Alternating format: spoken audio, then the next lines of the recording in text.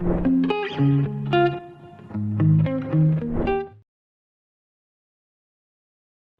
guys, welcome to yet another session by Scalar. So in this particular video, we'll be looking into an AMA with experts. So we'll be discussing with various experts who are experts in software development, and we'll be discussing various different things in this particular session.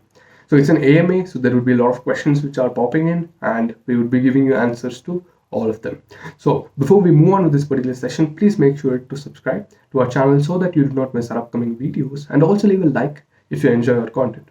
And again, if you have any queries, please leave a comment down below and we would be addressing all of your queries. Okay, so now before moving on, let me just tell you what this particular session is going to cover. So to begin with, we'll be starting off with an AMA on Android development. So whatever questions you have on Android development would be answered in that particular part. And then we'll be having an AMA on MNC versus startup. So what kind of a company would be better for a software engineer to start their career with, and or what will be the difference between an MNC and a startup. And then we'll be looking into switching multiple companies. How would that help a software engineer in their career? So again, that would be another AMA where we'll be discussing more things about that. And finally, we'll be looking into how to manage time and improve business thinking. And again, this would be another AMA where we'll be discussing more about these topics, that is time management and business thinking. So these are the different topics which will be covered in this particular session, guys. Now, without any further ado, let's begin. Hey, hi everybody. Very excited to go live today for this Android AMA session. Uh, Hi folks. So we'll talk about today any and every question that any one of you has about Android. Comments are open for you guys. I'd already posted about this session on some of my social feeds. So there are some initial questions that I got already on DMs as well as on comments on those posts, and we can start talking about those. And then as questions start coming in, I would love to take up those questions and we can start discussing about those things, right?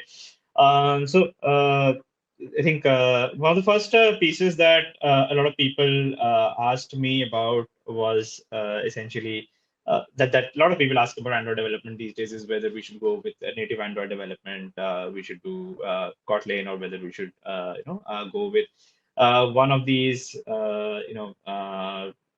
hybrid frameworks like Flutter or React Native. So I think maybe that's one of the questions that we can pick up first. And in fact, that's the first few questions that have come. Dakshdeep and Akash have already said the same thing, so we can definitely pick up probably Akash's questions, Flutter or Kotlin. Let's talk about that, and let's talk about. So there's a lot of nuance to that. First of all, uh, job market speaking, I think that's what a lot of people ask about. So job market wise, the maximum number of jobs that are there, I think 90% of the jobs out there in the market are in native Android development, which means that it's going to be in Java and Kotlin. Okay. Now, that's the market situation as of today. Flutter is definitely growing. By the way, React Native is also there. Okay, so don't forget that React Native is also there. React Native, the kind of apps that React Native was used on largely, today a lot of this market is getting captured by Flutter. Now, there are particularly new startups where having separate Android and iOS teams is difficult. Very early stage startup, that's one of the places where Flutter is getting used. Two, I would say is agencies. So, design agencies, marketing agencies who also make apps for some of their clients, or small app studios who make projects for small companies, right? That's another space where Flutter is, has become sort of common today. So coming to your answer, I would say which one to pick. And a couple of things. Now, if you are proficient already in Java, by the way, okay, and you want to build up a very serious career in mobile development, you want to earn uh, a good bit of money, and you want to make a serious, 4 or 5 year long career in Android development. Today, the answer to that is still going with Java and Kotlin, right? Java and Kotlin, by the way, Kotlin is the new wave in which apps are made. But today, if you go for interviews for Android development, you would need to know both Java and Kotlin. It's very important that you understand this, that both Java and Kotlin, knowing them is important. Okay, that's the situation today. Um, Now about Flutter, I would say if you're a web developer, just for example, you're not so well versed in Java, but you're making websites, and sometimes you make a project and you feel like, okay, can I also would have made an Android app for it or iOS app for it, and just the mobile website would not be sufficient. You might need that app to be on the mobile offline first support or something like that. You can probably pick up Flutter in that case. Dart would be a language kind of easier, more familiar. Well, by the way, Dart is familiar whether you're coming from Java or Kotlin or coming from JavaScript. All of them are very similar languages to be pretty familiar. What Flutter does not solve very well is, the fact that there are a lot of external libraries for image manipulation, for video processing, for payment ecosystems. So these kind of things, there are a lot of third-party libraries. They exist only in Java and in Kotlin. They don't exist in Flutter. So even if you make Flutter apps and you want to connect deep system level things into it, like video encoding, encryption, these kind of things, you have to integrate. Then you will have to write some parts of your code in Swift for iOS and for Kotlin in Android anyway. Right. But if you're fetching information from an API and just simply showing it on the screen, right? A lot of it is just API based current information happening. So if you make a front end for, say, even if we talk about Twitter, so there's a Twitter client, you are showing tweets on the screen, something like that. Flutter is a good framework to come up and build for that. But if you're trying to build something like, say, TikTok, right? Then handling that video processing, that network pipeline, those things. Again, not saying it's not possible, but it's sort of harder. Even with apps like Instagram, which is actually made in React Native, the image processing parts are written completely in native in iOS and in Android. Okay. So I think that answers the Flutter versus Kotlin question at large. And then unless there are anything more specific in this, I would not be picking up this particular question. Going on to the next question, is Raghav Agarwal has said, how to make sure that a layout looks same throughout all devices supported by the app, and are there any tips for that? Now, there is to be an old school thinking, which is you create a portrait layout and a landscape layout. Then in portrait, you create a certain width, certain height, these kind of layouts. But the modern understanding of this is that you do how web developers do, how Bootstrap thinks about responsive layouts, right? So you might have two layouts for horizontal and vertical, right, landscape and portrait. But within portrait, for different screen sizes, uh, you know, uh, use proportionality based things, like you want first half of your screen to show something, second half of your screen to show something. So you use constraint layout, and within constraint layout, there's something called guidelines. So you can create a 0.50 guideline, which is at the middle of your screen, half of it, and then you can put items above it and items below it, and then so on and so forth. So I think today the conversation moreover is about the proportion of the screen to be used. Do you want like three cards to be shown in the screen or two cards to be shown in the screen, and then you just sort of implement that. Don't try to achieve screen specific layouts. Try to create a proportional layout, and then it will work for all screens. That's the modern way of doing apps. Also, one more thing that has happened a lot and people have understood is that people don't rotate their phones a lot unless they're watching media.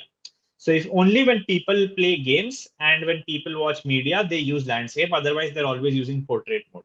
So a lot of very popular apps by Google, Facebook, Twitter, LinkedIn, many of these apps, they lock the orientation of the activity to portrait mode, which is perfectly fine for you to do that. You won't want to bother about landscape. But for tablets, obviously, you will have to bother, because for tablets, both the orientations happen. But for mobile, locking to portrait mode is something that's a valid thing that a lot of apps use these days. Okay.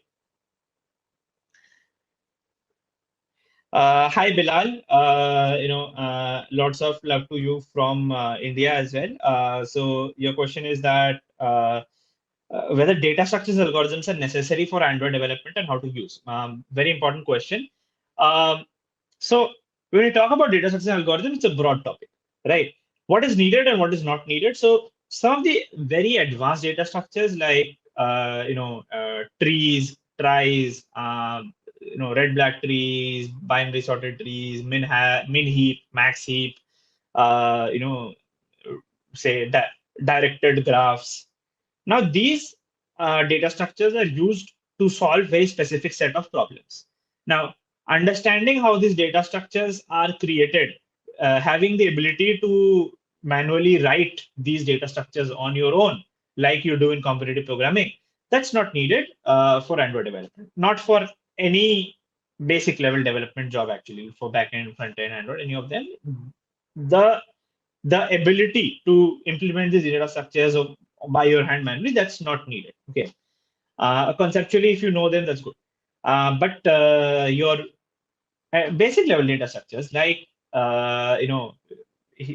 stacks, queues, linked lists, hash maps, these are definitely needed because on a daily day-to-day life, when you're creating apps, these data structures are getting used a lot. Okay.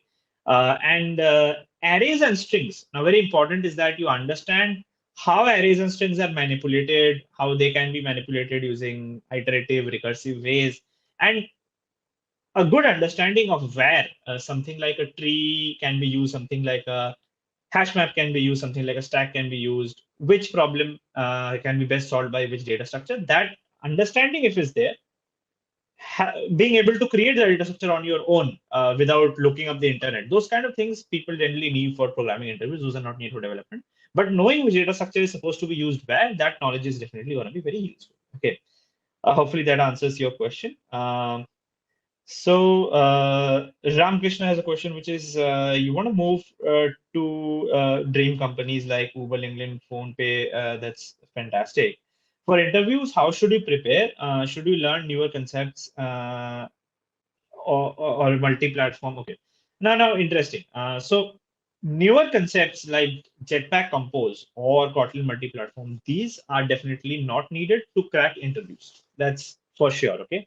So any piece of technology, any new library or new way of development that has not existed for more than 2 years, okay, that is not going to be a deal breaker in interviews. It's as simple as that. Big companies don't use new libraries and new frameworks unless they are at least stable version for at least 1 year old, like that. Nobody is using alpha beta level stuff, right? So Kotlin multi-platform today, some companies are experimenting a little bit. Jetpack Compose, some companies are early adopters of it. Nobody is going to not take you because you don't know these things. So from a job change perspective, covering these things are not essential. Okay, very, very important. Now, what type of company it is, on basis on that, it depends whether you should do lead code or whether you should do side projects. Now, say for example, a company like PhonePe, I would say doing side projects is better. For a company like Uber, doing lead code is better because companies like Uber and a lot of companies like that, which have big workforces, they do not hire for Android developers. They hire for generic SD2, SD3, these kind of roles. For that, and after you join, by chance you know Android well, they will put you on an Android project. But if you don't know Android well, they don't care. They will put you into whatever project needs current, immediately hands are needed. So companies which hire for generic SD roles, their lead code stuff, that's more important than developing your skill set. But a little smaller, mid-sized company like say Zomato, we used to hire for Android developers particularly. Even at Target, we are hiring for Android developers particularly. We are not generic hiring for any developer. So their data structure algorithm based questions are lesser, and platform specific, topic specific questions are more in the interview process. Okay.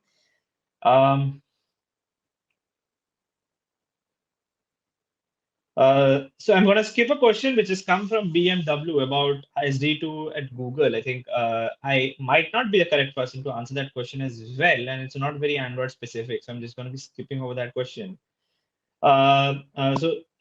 Shirshak's question is about whether people hire specifically Android only for SD, and I think I just answered that question. Is that some companies do hire for SD's generic roles, and some companies do hire for Android specific roles. And if you go and search for job offers, you will find that there are a lot of engineer, software engineer, engineer level 1, level 2, these kind of job offers, and there are also Android engineer kind of job offers on the market, right? So generally, the larger the company is, the more generic the role is, right? Smaller the company, the more specific the role is. If the company has, 5,000, 10,000 employees, engineering employees, then it's most likely more generic. Your topical skills are not so much needed at the interview stage. Okay. Okay. Sorry. Uh, Okay, coding Cosmos. Very interesting question. And I feel like a lot of people come up with questions like this, that you're in the fourth sem and you've been doing Android in first sem, and you're worrying about Fuchsia OS and it will replace Android. So this is exactly the effect of hype marketing that it has on young minds of the industry today. Okay, when I was in my fourth sem, I think, not fourth sem, maybe at least seventh sem, that's when I first heard rumors about Fuchsia OS. Okay, that's when I heard rumors. Today, it has been 4 more years since then, and Fuchsia, apart from a demo on Google Home device, has not, come out. Now, uh, Kotlin. People say that Kotlin was a new way of development and Java would be obsolete. And they started saying this in 2016. Okay. Kotlin, Google said officially that they will, make Kotlin an official language in 2017. In 18, Google said that they will make Kotlin as the primary language for which internal libraries and everything is developed. 2019, many companies started saying that they have started to use Kotlin internally. Big companies started saying, and I think since 2000, from 2016 and 17 time to 5 years later, 2021, is when Kotlin has actually become mainstream, and in most companies, more than 50% code is written in Kotlin in Android today, right? This starting from 5 years back when Kotlin first started getting used in production-based apps, and it was completely interoperable with Java. Okay, so Fuchsia replacing Android is, I mean, this video is gonna be there on YouTube for a long, long time, and I'm gonna be putting my neck out, and I wouldn't want to come back and see this video and see me myself being proved wrong. But within the next 5 years, I don't see Fuchsia becoming more popular than Android. Replacing Android is not even getting there, but Fuchsia being like a serious contender and replacement for Android is not going to happen within the next 5 years, if I take a bet. Okay. So don't get into those hypes and don't try to prepare for a future that's 5 years away. Okay. Because you don't know what's 5 years away. Prepare for the industry today. And as the industry will change, you will adapt to it. That's what everybody does. Okay. People who were hardcore Angular developers, they adapted to React, they have adapted to Vue.js. Those same people who are hardcore Angular developers might have been sometime back Backbone.js or Knockout.js developers. People adapt. It's not like Angular people have become obsolete. They have just adapted to where the industry has gone. Okay. And by the way, one more thing, and this might not sound very sweet and nice coming from me, but from first sem to fourth sem, your Android development skills definitely might have improved, but production level Android apps, I'm sure you're not have started making, because production level Android apps means having unit tests, integration tests, CI/CD pipeline working, and using dependency injection, Dagger, using RX Java, or maybe these days coroutines in place, and all of these things should be happening. Then only we should say that we are making production level apps. So I believe that just 2 years of effort, you still have a lot of gaps to fill in that space. Okay. Uh, Siddharth has asked, K. Siddharth Sai, are there opportunities for freshers to get a job as an Android developer? Obviously, why not? Lots of people get, I think Android development jobs as freshers. A lot of companies hire. Okay. Uh, by the way, even very big companies like Google kind of companies, they're also people are hired for a generic SD role. Once hired, many of them right from day one, they are made to work on Android or iOS or web or anything. Like there's no you know guarantee what kind of project you'll be given. So some bigger companies. But at a startup level companies, freshers are definitely hired. Like at Zomato, we used to regularly hire freshers in our Android team. And similarly, a lot of companies where my friends work, Swiggy is there, Flipkart is there, Urban Company is there, Ghana.com is there. All of these companies, they hire freshers for Android development jobs. Okay.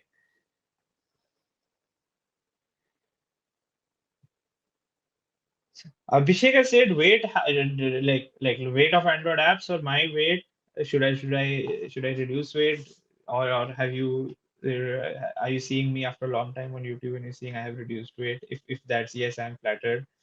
But okay, coming on to the next question. So Himanshu has asked, is Flutter going to be used by tech giants or startups in the future? So by the way, Flutter is used by Google to create their own AdSense app. Flutter is used by Zerodha, which is a big company, to make their Kite and Coin apps, right? And Flutter is used by Alibaba to create their dashboard app. So Flutter has started to be used by some of the bigger companies. None of the very big companies have used Flutter yet for their main app, primary app. Nobody has used. Startups, many of them have started using Flutter, yes, right? Like I said, if you are mainly doing a API based and UI based project and device hardware level stuff, you're not getting into too much, then Flutter is a good choice to go with, and then you can make an app using it. Okay, Dipanshu has a question, which is which has more career opportunities, web development or Android development? In terms of quantity, web development just has like way more number of job opportunities than Android. It's a bigger domain, it's a bigger field. Also, web is a wide word, right? I mean, you might mean front end, you might mean back end, you might mean full stack. Combining all of those things together, web is a huge domain, right? Today in India, like including service sector, product sector, big company, small company, everything included, if we have 1.5, 1.6 lakh fresh jobs every year in the development space. I think 80 to 90,000 of those would be in the web development space, right? And mobile development space jobs would be 20,000, 25,000 of them in that space. I think rest of them might be in specific like desktop app security and system administration, these kind of things. So way more number of jobs is available. That is more.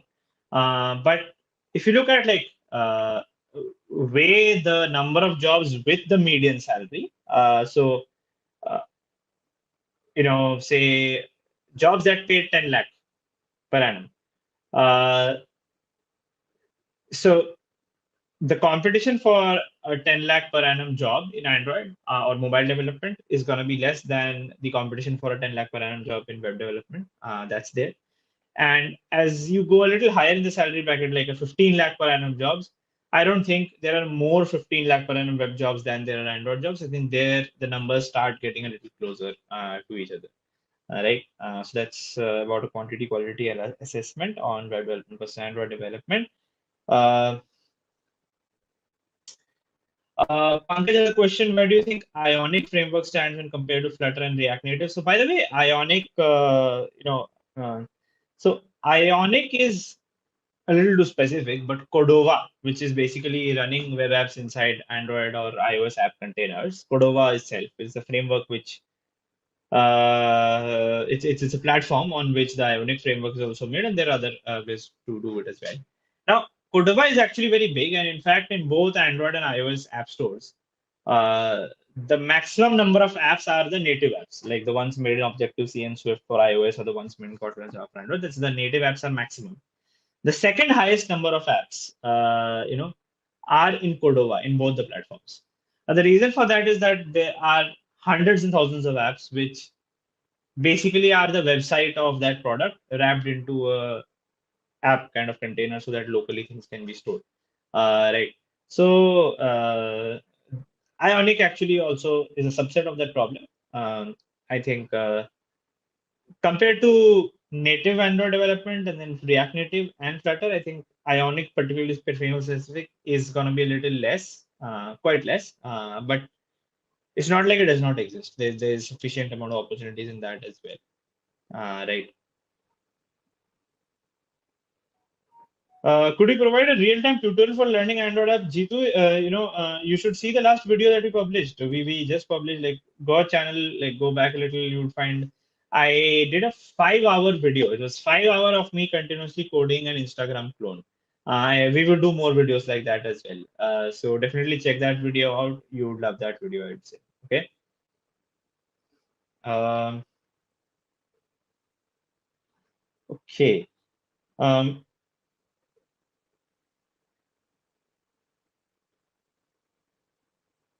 so Sahil Tanwar has asked, you know,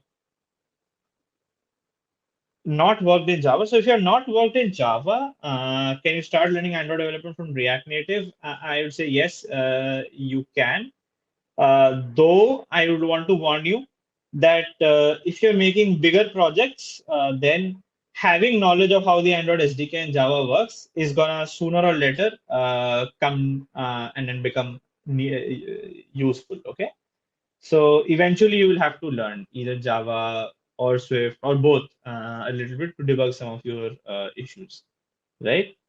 Um, where to start? I think there's a free code camp series on React Native. Maybe you can just at least start from there. It's a free tutorial, and then see where it goes. I think for most people, for most things, that's what I suggest. Go to free code camp, try out the technology, see if you're able to get started, make the initial project, and then you can see there are a lot of, if there are paid courses, if there are books and all of that stuff. Okay, so the free code camp one is the thing I would suggest. It's the first place to just go and check out.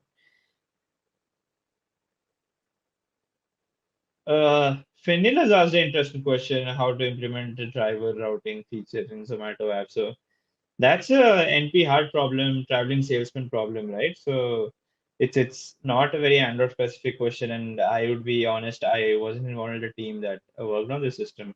But that's kind of like how the traveling salesman problem is solved. It's a subset of that traveling salesman problem. So I think if you take a look at the traveling salesman problem, and that's something at Scalar Academy in our courses we actually do cover.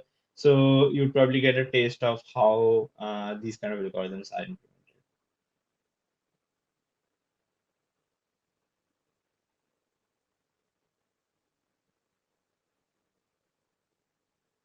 Uh, Ayushman has a question that you're in 6M, have many other projects, but no work experience. How to get internships at good startups, and what should I do? So first of all, you have to apply to a lot of places. Just a moment.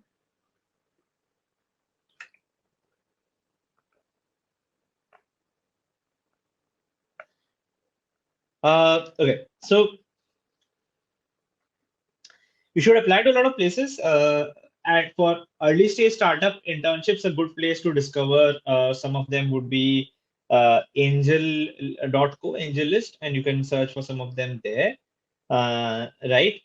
That's one place. Another thing I would suggest is, get together with some friends of yours and participate in some of the online hackathons where you have to build apps and websites and all. That's also a great place where you learn to translate an idea into a project, which is kind of very useful and very helpful, right? What these interviews try to figure out as well when they ask you the questions. Okay. Raghav has a question: what happens is sometimes that an application perfectly running on Android Studio crashes after release. This happens because of something called ProGuard and minification. So when you make a release mode of your APK, in your early days, you can set ProGuard to false or minify enabled to false.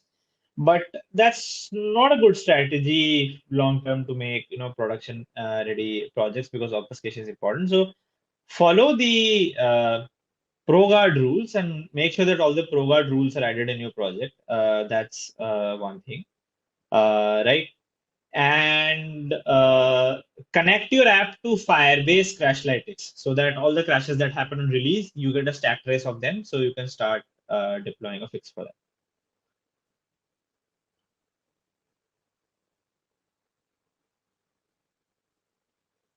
Okay. Manish has a question: how can someone start out in Android development as a fresher in COVID times? And how many large projects sufficient? So I think the right. The COVID time part is probably irrelevant, right? Because the answer is sort of going to be the same whether it's because of pandemic or without the pandemic and all that. Um, so I would say, I mean, you go to developer.nano.com, learn the basics, and start building some apps, and then start thinking of some projects like a to-do list manager, a scientific calculator, a note-taking app, these kind of projects, and start building something like that. That would obviously be uh, a good way to learn certain skills in Android development that are needed to be able to build such projects. Okay. Uh, How many large projects? I think you should have two, three smaller projects that you have built over a week or less kind of time, and you should have maybe three, four, uh, you know, probably contributions to some projects, which are little larger in terms, or you can probably set up a group of your friends, like-minded friends, and you can set up an open source project of your own as well, and that is something that you can do.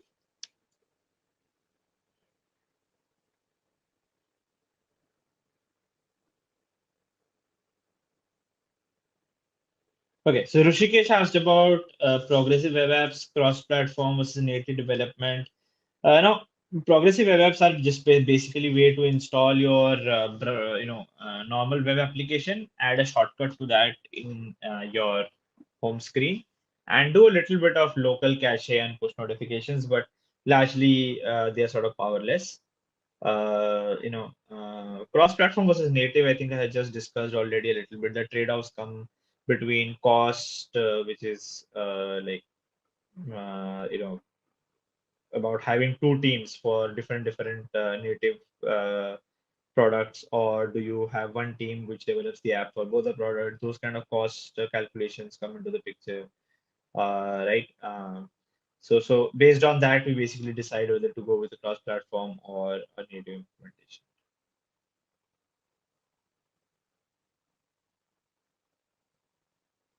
Mohit, hi. Okay. So my first time I saw a big open source project which gave me a very good idea about good architecture was Firefox's Android app. Right. Nowadays, Firefox has two, three apps. There is the original Firefox Android app, then there's a Firefox Focus app. I mean, you might love to see that and see that project structure, but for little younger people, it might be a little overwhelming. So somewhat on the smaller side, Force Asia has got some good Android projects. I think you can go to GSOC and see last year's Android projects and see their GitHub repos, which is a good place to find out open source projects where the architecture is also good, but not so complex that as a beginner you won't be able to understand it at all. Okay.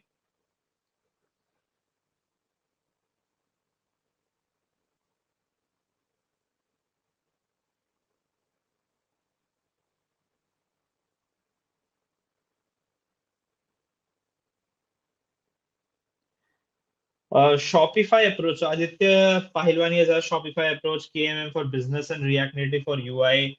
So both are a couple of different things. KMM for business is something that a lot of companies are thinking of doing. We had started thinking of writing our menu logic in KMM when I was in Zomato because that was a very complex piece of logic and we had to replicate it twice. But we did not need depend on a lot of Android or iOS specific stuff to do it. So we thought that we should definitely be able to, uh, I don't know, sort of use it as a, yeah. So just a second. So yeah, and we can use it like that. Now the UI with React Native part is something that some people decide whether you want to have a common UI effort or not.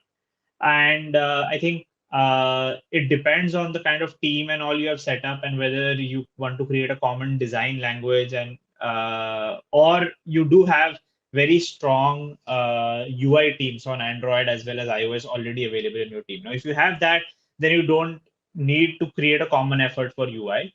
Now, React plus KMM is good, though that means that you would need for a lot of for Shopify, I think for Shopify they would need somebody with React understanding, they would need somebody with KMM understanding, and they would need people with native Android Kotlin and native Swift understanding as well to fix certain features. So that every different technology stack that you keep adding, you need expertise in all of them. And as your apps are bigger and more complex, and they are running on lots of different devices, then native level knowledge becomes unavoidable and it is needed because there will be certain crashes which happen in the native layer. So you'll need somebody with native Android development experience and native iOS development experience to be able to fix those bugs.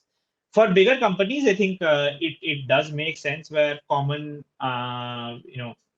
implementations which can be changed quickly by changing one implementation, you are able to change the UI on both those kind of things can happen. Now, many businesses use KMM to make the logic layer common while the UIs are separate. So that's a different part of the problem to be solved. And a lot of people are already doing that. Then a lot of people are also doing this thing is that they're writing the UI in a common framework like Flutter or React Native.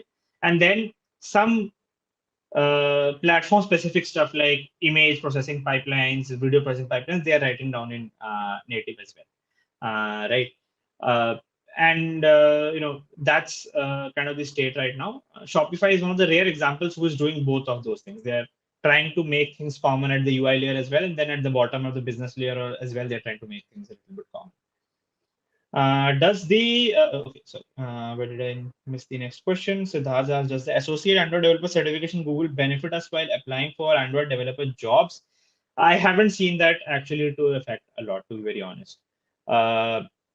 Gives a little bit of foot through the door. Like if somebody has that associate Android developer certification, then resume shortlisting layer, it might help a little bit, especially like if your prior work experience is not in an Android development role, or you are not from a very good college. In those cases, if that certification is there, that helps a little bit.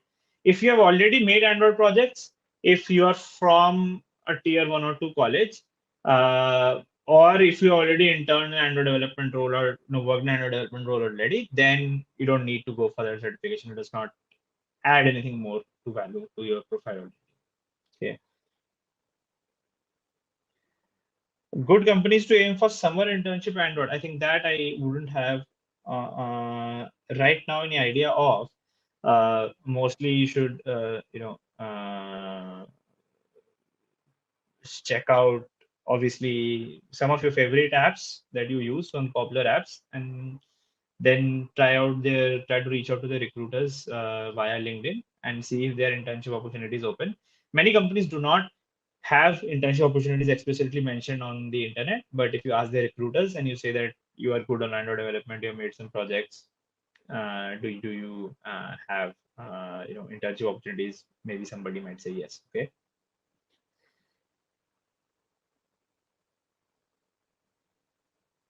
What do you see in an intern for second year pass out? Second year pass out. What do you mean by second year pass out? Like if you're in second year, then you're not pass out, right? Uh, but okay, fine. I'll just say that if you are in your third year and you want to intern, I don't know. I mean, I don't want to see a lot of skills apart from the urge to learn new things, and if it's in a startup-ish atmosphere, then being a self-starter. That for every two things, every third thing, every fourth thing, you won't come to your whoever is your internship mentor or your engineer whom you're assigned to. You don't just come and bother them. You take a piece of problem given to you and you figure things out on your own as much as possible. So that attitude you have, that's probably more important that I try to see. Okay.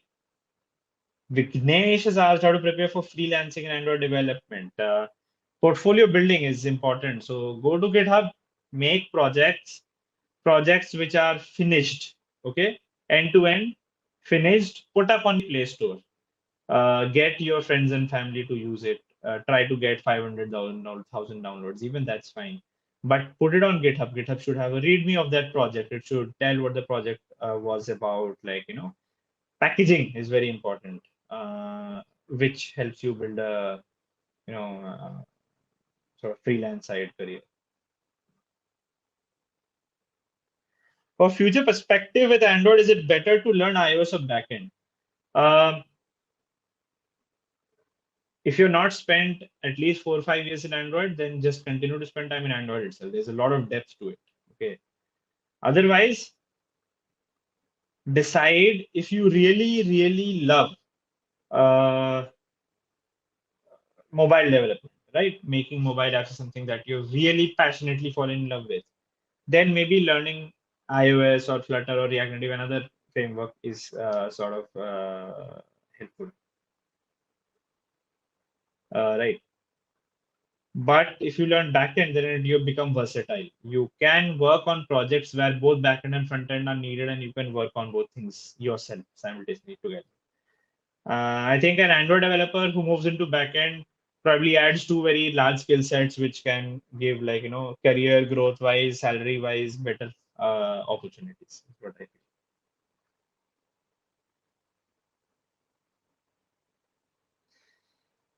There's a small question about Target offering summer Android internships or not. So just to answer that question, no, I think there isn't. Right.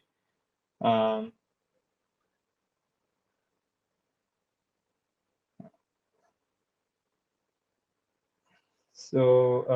this is just full-time people are getting hired right now. So just answering that question. Santosh has asked web development or Android development for students in 6M. If you're a student, I will give you only one advice. That is, people excel in things that they like. There's this whole concept, Japanese concept of finding, or ikigai, which is things that you are good at, things that you like, and things that you can use to make money or make a career out of. Okay, the intersection of these three things is what you should be doing, right? That's your ikigai. So you are generally good at certain things if trying to solve problems in that domain keep you up at night, sleepless nights, and you're very passionate about it. So uh, try out web development, Android development, both for 1 week each. See which one excited you. See which one is stopping you from going to sleep. Right. So that is probably very important to discover what you really like. Once you figure out what you really like, put all your energy into it. You might figure out Android is what you like. You might figure out web is what you like. You might figure out you don't like either of them and you like something else like data science or machine learning. Well, whatever. But if you spend some time figuring out what you like, that is the best investment of your time and energy. Right. And based on that, take a pick. Don't try to pick web versus Android based on which senior said this is supposed to be taken because it has more scope, or whether you look at job offers today and you pick that. If you are among the top people doing anything, you can be very successful and earn a lot of money, and travel countries and all of that stuff. So don't try to optimize for, okay, this domain has more jobs or this field pays more and all of that stuff. Pick up whichever one makes you feel better, whichever one you really feel like you like, and then you will automatically be very passionate about it, automatically learn a lot of things inside it. That's going to be important.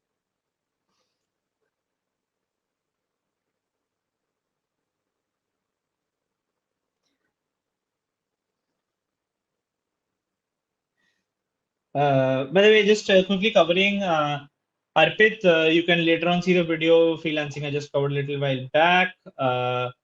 XML looks different on different phones. I talked about how these days a constraint layout is used for creating proportional layout files. I use, I think you can see that. Uh,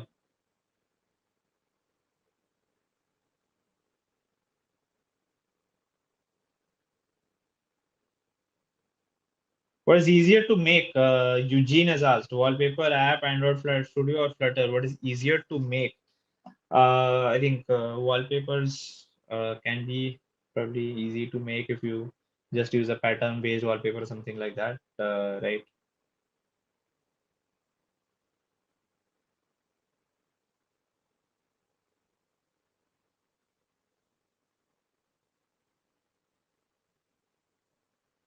Okay.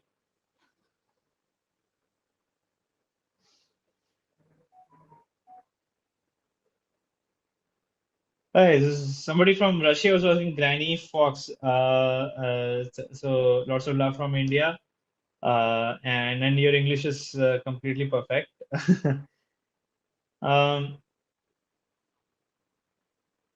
uh, just a moment.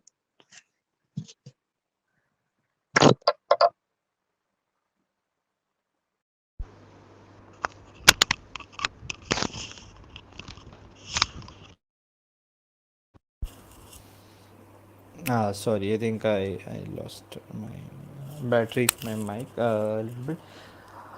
Uh,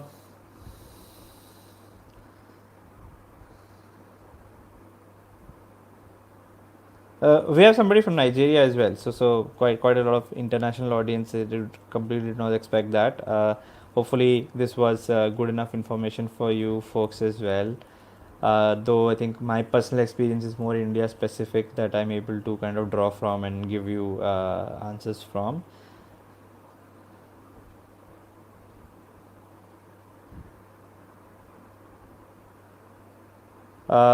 So I think one of the last questions I would pick up, and unless you have more questions, feel free to throw in. But I think we'll also start to slowly wrap up our session. So Parth Patel has asked how to develop skills for prod level development before getting a job.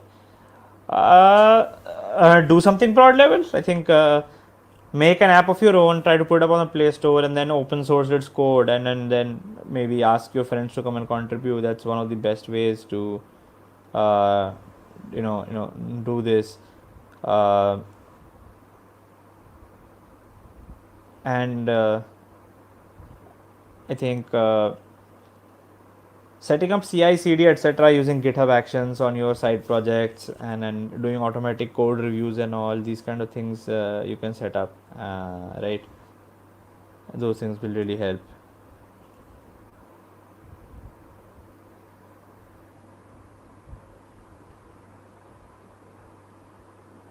Mm, okay. I'm an Android developer, but really,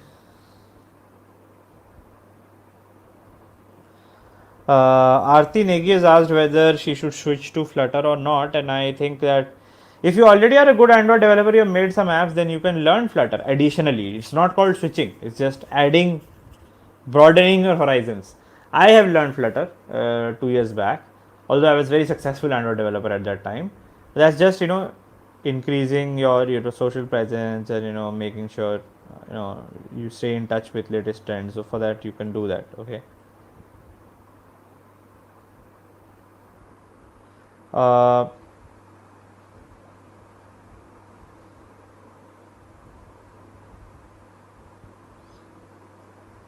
Should I know testing and CI/CD for putting my app on Google Play Store? Ayushman has asked. Uh, so yes and no. I mean, you don't need testing and CI/CD knowledge to just put an app on Play Store. But if you have gotten an app to a place where you can put it on Play Store, that level of confidence you've gotten out of building apps, then I think yes, this answers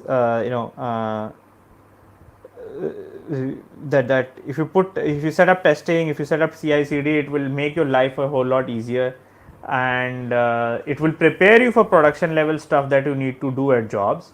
But it would be great if you have these skills, and they help you publish that app much more easily as well. Your code base is always tested, you know, and your automatically you can deploy your app to Play Store and as well those kind of things you can do.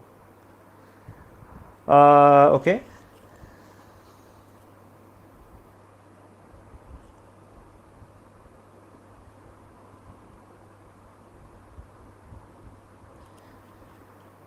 So I don't see a lot of other questions which are extremely pertinent to our today's topic, which is about Android development. Sadly, I haven't been able to pick up some questions, and I know that I want to acknowledge that some which were not so directly related to today's topic or exactly the video that we were trying to do today. So we have might not have been able to pick those comments as well.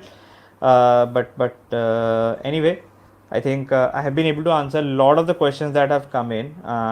And if there are more such questions that people have, feel free to probably just reach out to Scalar Academy or join our Discord.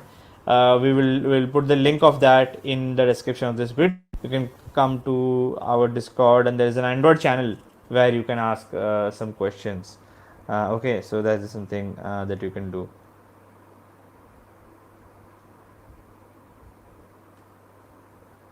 Okay, so any other questions that's coming in?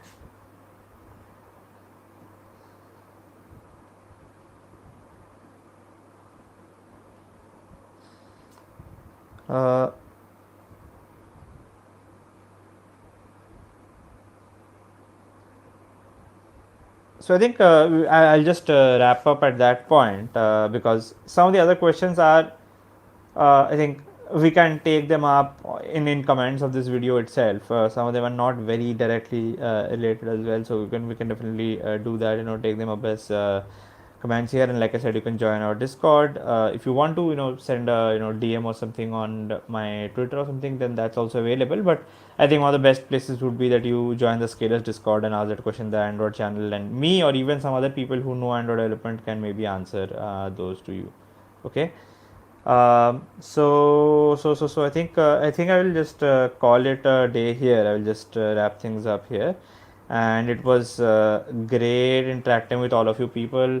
Very humbled to see a lot of people from outside India joining in as well in this. I don't know what kind of time zone they might be on.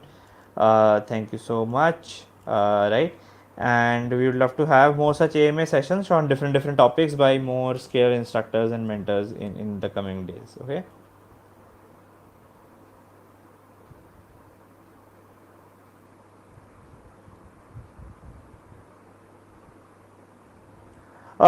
I'll take one more question. I think I'll take just one more question.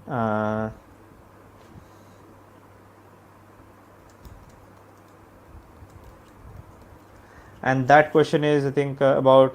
So I think who has asked this? Abhishek Sharma has asked that I'm new to dependency injection, so should I start with Dagger or Hilt? Hilt is a wrapper over Dagger. Hilt is not separate from Dagger, so you need to know Dagger to use Hilt.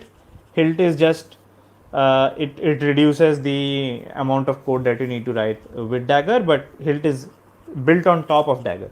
If you don't know Dagger, then you don't know how to use Hilt. Okay, so I think probably that helps with that misconception. They are not separate vaccines.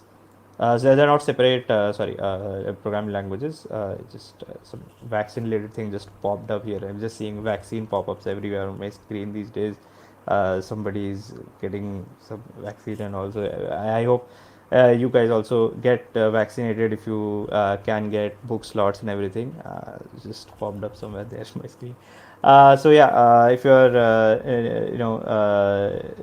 the Dagger and Hilt are not separate frameworks. They are basically Hilt is built on top of Dagger. So so I guess okay then. Thanks everybody for the questions you guys asked. Thanks everybody who watched the video. If there are further questions, you can drop them as comments on this video, or you can come to our Discord server and you can ask them as well. Thank you for tuning in. Have a nice day, everybody. Please, stay safe. Wear masks and get vaccinated. Okay. We have a very interesting topic today. People have been asking this: that what's the difference between working at different size companies and which one should people pick? I think generally people have this question. So. We will delve a little deeper into this, but before we get into the individual aspect, like where should I go and work? I would love to ask, first of all, your point of view on what is the different tech challenges that different companies are solving. So, for example, some stage startup is a small, 15, 20 people team, maybe seed or maybe series A raised. What kind of problems is that company solving? And if there's an established MNC, millions of people, thousands of employees, what are the problems that MNC is solving? What are the differences in tech in these two places?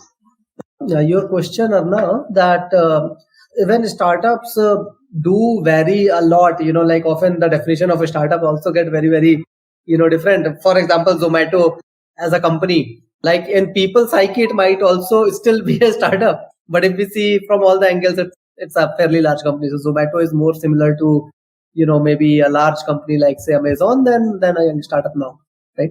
That being said, I will maybe first define that when I say startup, what I mean. I would say, let's say a company which is early in their journey, let's say an engineering team of say less than 40 people or so, 40 engineering team of less than 40, 50 people, and actually say, who are building, not been building product for too long. Let's say, they started building the product, they are in the journey less than say 4 years, right? If we define these two criteria to define a startup, the biggest difference is that in a large company, what would happen? Let's say let me try to explain it with an example. Let's say someone joins a company like Google, and let's say you are working in the search team. Now this search feature is probably being built from 1998 when Google started, right? There are probably maybe 4,000 or 5,000 or maybe even more people contributing within Google to this feature, right? And it's not that it's gonna be, that you will be solving a very fundamental, problem now, which is related to, let's say, search itself. But however, that doesn't mean that you will not have interesting things to do.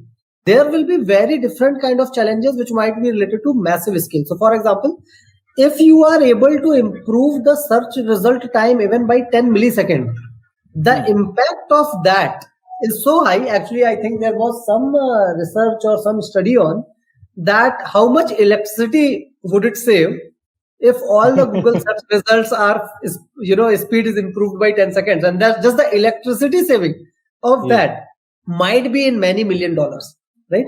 So in a large company, there is more probability that either you will be solving problems related to very high scale.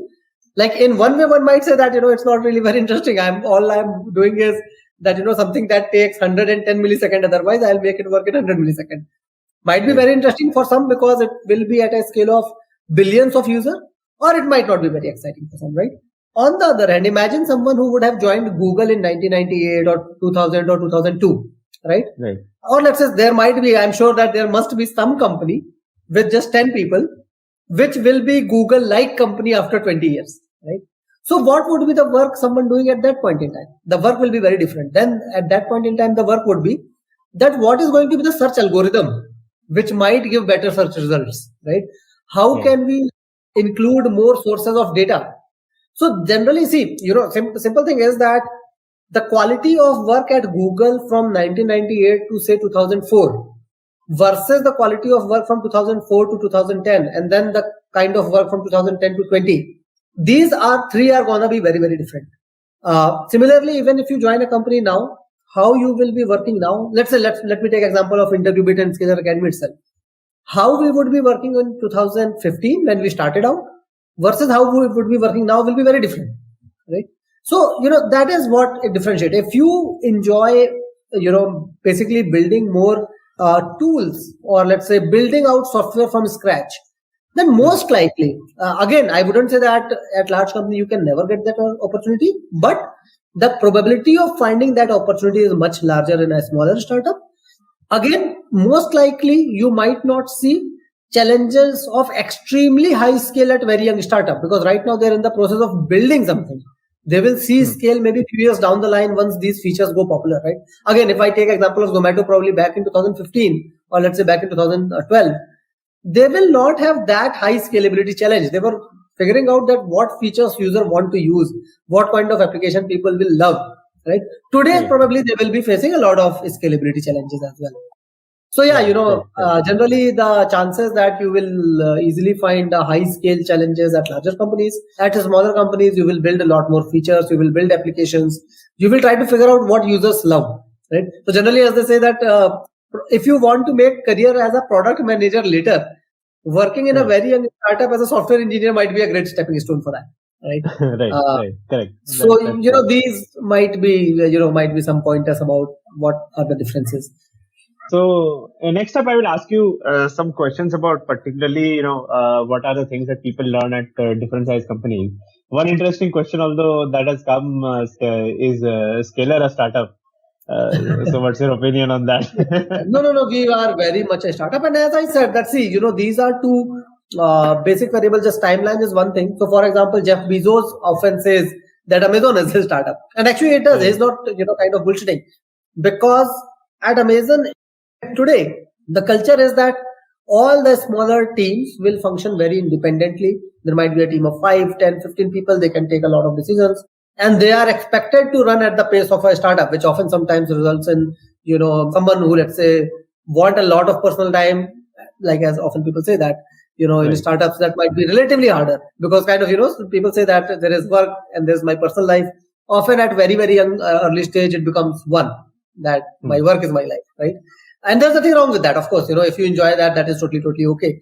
But yeah, Scalar Academy absolutely is totally a startup. We continue to work in the same high pace, quick iterations, and a lot of independence to people, to freedom to do whatever people want to do for what they are building. Right. Of course, in So- larger organizations, some of these features get lost. In a large organization, probably before you can do anything, you will need a lot of approvals, a lot of people need to be updated about it, etc. Generally, at a startup, you have an idea, you can just go execute it. Makes sense. So, I'll just start off with a question, and this is just starting off with, let's say, this is the positive side of the things, and then we will move on to more comparisons and trade-offs in terms of Right. working. But now coming to, individual level, like if I go and work at a place, then what I get, what I learn, and from that perspective, if we are going to a very early stage company, like where you are among the first 10 employees, maybe where somebody has raised only, seed funding, angel funding, product market fit, they have not figured out. So what are the positives out there for engineering? What are the things that we learn? What are some of the challenges that we get, which can be great for us? In your opinion? Right. Yeah, so in my experience, actually, I worked for a very large, almost government-like organization during my internship. Then I worked for a very young startup where there were, I was the second engineer to join the team. And then, of course, then I started my own startup. One thing that I see is that while working in a very young startup, you very easily get an opportunity to kind of see the full life cycle of product development, all the way from, say, talking to your potential users, that what do they want, right? Then being closely involved with what feature, what tools, what should we be building, which our potential users would like, or they will be very happy with, right? Then implementing it, and then generally your job doesn't end there. After rolling it out, you see that how was the adoption. Are people really using it? If they are using it, are they happy with it? Are they coming back to use it, or there's a lot of churn? And then the next cycle, that how can we further improve on it? So one fact is, I don't think I have never come across any founder or anyone who has built some very famous application who said that I suddenly had an idea, I built it, I rolled it out, and it went crazy, it went popular. Never happens. You build, you get feedback from the user, you figure out that what are the things that can be better, how can we make it more engaging, and then you keep iterating. So in a very young startup, you will have an opportunity, even if you are joining, even let's say as a junior engineer or as an intern, even then you have the opportunity to see this entire life cycle. Now compare with, let's say, a very large MNC, right? Now it is very hard to see the entire life cycle, because there will be not just people, there will be full departments dedicated to take care of each part, right? And depending on which department you are joining, it is very hard to kind of get very deeply involved with other departments.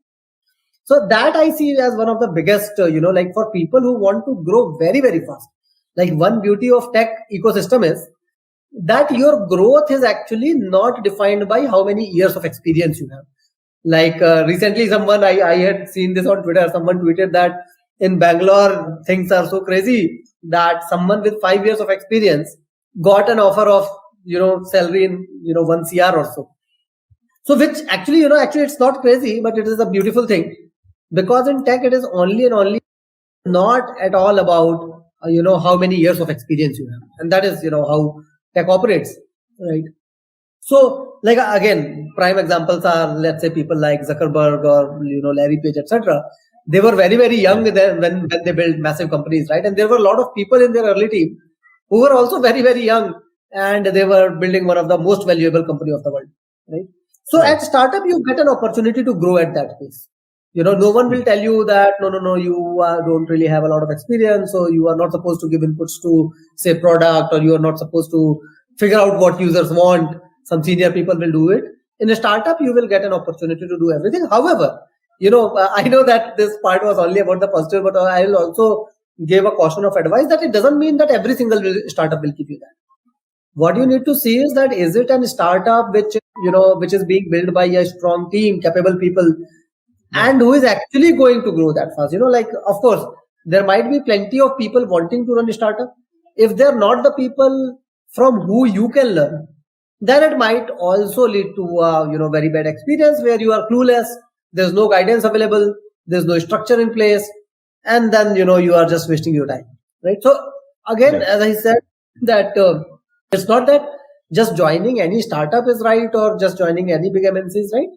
This is your background, your aspirations, your mode of working, and also evaluating at the company level is important. There are exceptionally good startups which might be better than the largest, biggest companies in the world, but at the same time, there might be very bad ones as well. How to sort of figure out how to get an idea? Right. Do you have any mental modeling, any framework Right. to apply to this? How to find out which startup might be stable? Right. No, so there is actually, a very solid model. There are some 3-4 different parameters, at least in my opinion, in their order of priority. And of course, you all can also change. This is your individual thought process. But for me, the most important thing are, first the people. That what is the current team, right? Are they people you feel are capable, committed, and hardworking? Are they the people who you think you can learn from, right? If you don't feel that, then that is, generally that is a red flag for me at the very beginning. If it is not a team that you can, look up to, that you feel, see, we are all average of 5 people that we spend time with. And wherever we work, we are going to spend the maximum amount of time with those people, right? So if you feel they are much better than you, there are areas, and of course, the area doesn't mean necessarily tech. You might be good at tech, and these people at the young startup you are joining, they might be really great at something else. They might be great at product, they might be great at user experience, they might be great at, let's say, sales, marketing, anything at all. But it is very important for you to have this confidence that the team of this young startup is very solid. You should always evaluate on that. The second one is that what are they working on? While I didn't keep that at first, it might be surprising for many that at startup mein, the idea is the most important thing, but you are saying that is the second priority. So see, of course, idea is important. Like, more than the idea, what problem is the company solving? Do you think it's an important problem? It's something which really matters, right? If this problem is solved, a lot of people will benefit from it. Are you able to build that belief, right?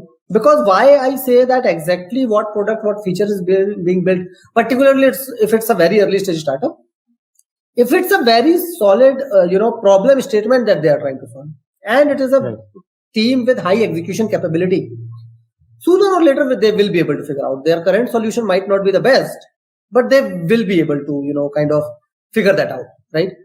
But if you feel that the domain itself is not making sense, so for example, again, it is important for your long-term commitment to the company as well. Let's say crypto might be very hot field, right? And there is a team, a very capable team, which is working in the domain of crypto. Now, if you deep down feel that, yes, I believe that crypto is going to revolutionize how things work, then it absolutely makes sense to join them. On the other hand, let's say, despite all your conversations with them, you asking them, tell me about the product, you are not able to build this conviction. You don't feel that crypto, you strongly feel that crypto is just a hype, and it doesn't really have value, then probably it Right. wouldn't make sense for you to join that company, because if your heart is not there, what's the point of being there, right? Right. So that would be my second parameter, that the domain is that exciting for you along with the team. Third would be, I guess, of course, that I would never advise that someone should just like, there is an opportunity cost. So see, as an engineer, as a developer, or as any contributor, there's an opportunity cost associated with your time as well, right? If you were to join this company, you will not be doing something else that you would do otherwise, right? So what is the opportunity cost, right?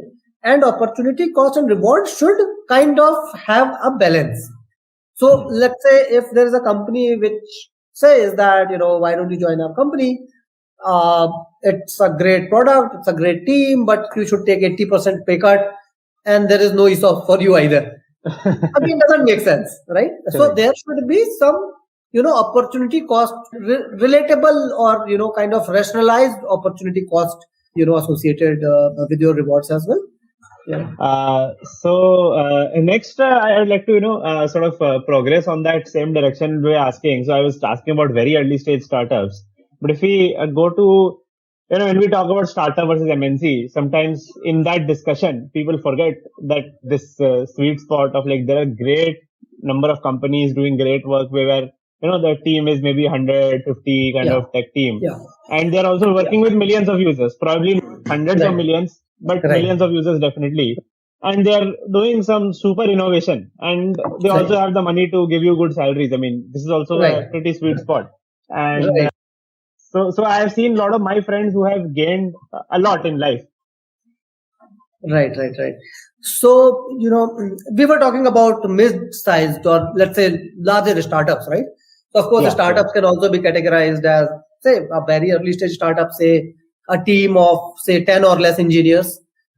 Then there could be, as in this question you mentioned, 50 to 100 team, many millions of dollars in funding. Of course, these companies generally would never have a issue in paying good competitive salaries. Often they end up paying even more than the larger MNCs because, like they have to attract talent. Like we all might have heard Correct. the recent BMW bike thing, right? So what are the, like, how is it? What kind of learning can be expected there? There are two, like in my experience, because, I, like, for example, during my work at Fab, and even, let's say, often we talk about Anshuman's experience working at Facebook. We both joined the companies when they were very, very small. And then we worked through them when they became, and I think Arnav, your journey was also similar. When you joined Zomato, it was not that Correct. big, Yeah, it was, and then it going grew through to that be growth. much bigger, right? During this Why- stage, the company also grows very fast. Correct. So and generally what happens now that when a company is growing a lot, the people who are involved in making sure that the company grows also grow at the same speed, right? Yes. Like, for example, actually, as they say, that a company will only grow if people in the company grow, and vice versa. That if a company is growing very fast, then the people there are bound to grow that fast, right? So that is, one very big advantage of being a part of any such team is that you can crunch your experience of 10 years into 2 years. Let's say, working in a company which has already grown a lot. Now, of course, after that, they are going to grow at a certain pace, right? They might, let's say, still have 10, 20% growth every year, but they will not be doubling down every year, or might not be becoming 3 times, 4 times bigger than the previous year, right? What that leads to is that in that short period of time, so for example, a team of, say, 20 engineers, they might not have any processes. They might not have, let's say, proper code reviews process in place. They might not have CI/CD implementation. They might not have, let's say, security implementations, etc. Right? Now, if you are at that time when the company need to make sure that all those things are in place, then you get an opportunity to learn in depth that how each of these systems are implemented, how these choices are made, etc. Versus, let's say, you join a company where all these things are already in place. Then you will be only a user of everything which is set up, right? Now, let's say a particular continuous integration or continuous deployment process is set up. Now you will not have an opportunity to understand that which platform, which framework is best for that, what are the events, flow, etc. should be designed. Then, at joining a company at that pace. So, for example, if you join a really big company, where all these things are already in place. Then you can only use them. You will not know that what was the rationale behind setting up this process, or like what choices were made while setting up these processes, right? So it is actually an exceptional great opportunity to join a company which is in this exponential growth phase. Too early, to be very honest, the risk is much higher. There is not going to be no process, and there's a risk that maybe just for a 6 month, 1 year, you try building out different things and things do not work out. Fine, that happens. There's nothing wrong with that, right? But joining a growth stage company, particularly as an engineer, might give you an accelerated career growth. So often you will see, actually, I will maybe not take the name of the companies in this example, but one of the 5 biggest companies. I had 2 friends of mine from the college days. One person joined this largest company right out of college, and he still works today actually there itself, right? After 10 years, for 10 years he has been working there. Another friend of mine joined a very young startup, worked there for 2 years. After that, he joined a very high growth startup, worked there for 2 years. And after that, he joined the same company, one of these 5 biggest companies. Now, this second friend of mine, he joined the first, he joined at a position which was 2 levels ahead of my first friend. The reason is, because in this 4-5 years of his journey, he was exposed to so many responsibilities, things, systems. This friend who started in the large organization itself never had an opportunity to learn, right? So working at a mid-stage growth companies gives you an opportunity to grow much faster. You can, if of course, if you are, taking initiatives, if you are showing leadership, you are taking up, larger things, then it gives you an opportunity to grow much faster. Correct. Completely agree. I also felt like my time I spent at Zomato was kind of like a career accelerator for me. Because the next company I went to was a big MNC, and there at my age generally people never join at team lead positions. But I got that because I was leading a team at Zomato, so automatically that sort of happened. Same with me and Anshuman as well, that our time at Facebook and Fab, we were able to, when we started out our company, so we had a lot of things that we had done in those companies, and we knew that, we can just reapply that experience, that knowledge, and build out things much faster. Otherwise, generally someone at 4 or 5 years of experience, it's very rare to have all those experiences. Right. I keep, telling my mentees also, like, if you get these kind of roles where, if somebody gets a SD2, SD3 kind of role at this Series B, C kind of funded startup, which has millions of users already, like, go for that. There can't be anything better for the next 1 or 2 years of your life. You might end up staying there also for 5 years, but regardless, even the 1 or 2 years if you spend there, that's going to be very, very valuable. So next, I think, obviously, moving on to a lot of people who also want to sort of know that companies which are already established, the big MNCs who have offices across the world, and the tech teams itself can be in thousands. Some 10,000 maybe also, right? And obviously there are benefits there because a lot of people want to work there, a lot of people are working there, and they tell about the benefits. So definitely there are benefits of working at the behemoths as well. But the different, obviously the advantages are very different in nature. There are different things you gain working at a big company. So if you can shed some light on that, what kind of things that you gain in this case if you go for a big company. Right. So, of course, working at the large companies have their own benefits as well. One, however, which is often is the most common cited, which is the job stability. Actually, it is not a benefit. Now, this might sound funny that, how are you saying that my stability of job at a large organization is not a benefit? Because see, the job stability is never with a company. The job stability is always with your skills, right? So let's say even if you work at a very large organization, but if you do not really possess the best of the skills, or let's say after joining, if you stop, learning, or if you stop really contributing to important things, sooner or later, see, no corporate company is a, socialistic company. If you're not contributing, you will not sustain anywhere, be it any company, right? And if you don't have skills, it will be almost close to impossible for you to find job again, right? On the other hand, if you are best in your skills, if you are in, let's say, top 1%, 5% in your skills, then even if you join a very young startup, let's say without any funding, and let's say things do not work out 6 months, a year down the line, company has to shut down.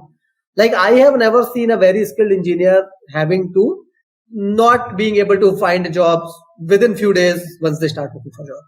So your job stability, your security actually lies with your skills, not with the companies you are working for. In 2008-9 recession, for example, I remember when we joined college in 2006, Lehman Brothers was a company which was the most, looked after company. Everyone, it was a dream job for anyone looking for investment banking or, financial jobs. And what say Goldman Sachs is today? Probably what Goldman Sachs is today. Lehman Brothers was, like many of you might not, those who are younger ones might not even have heard name of this company now, Lehman Brothers, right? Lehman Brothers got shut down in 2008, 2009, right? Everyone lost their jobs. Some of my friends who had offers from Lehman Brothers, like the company doesn't exist suddenly, right?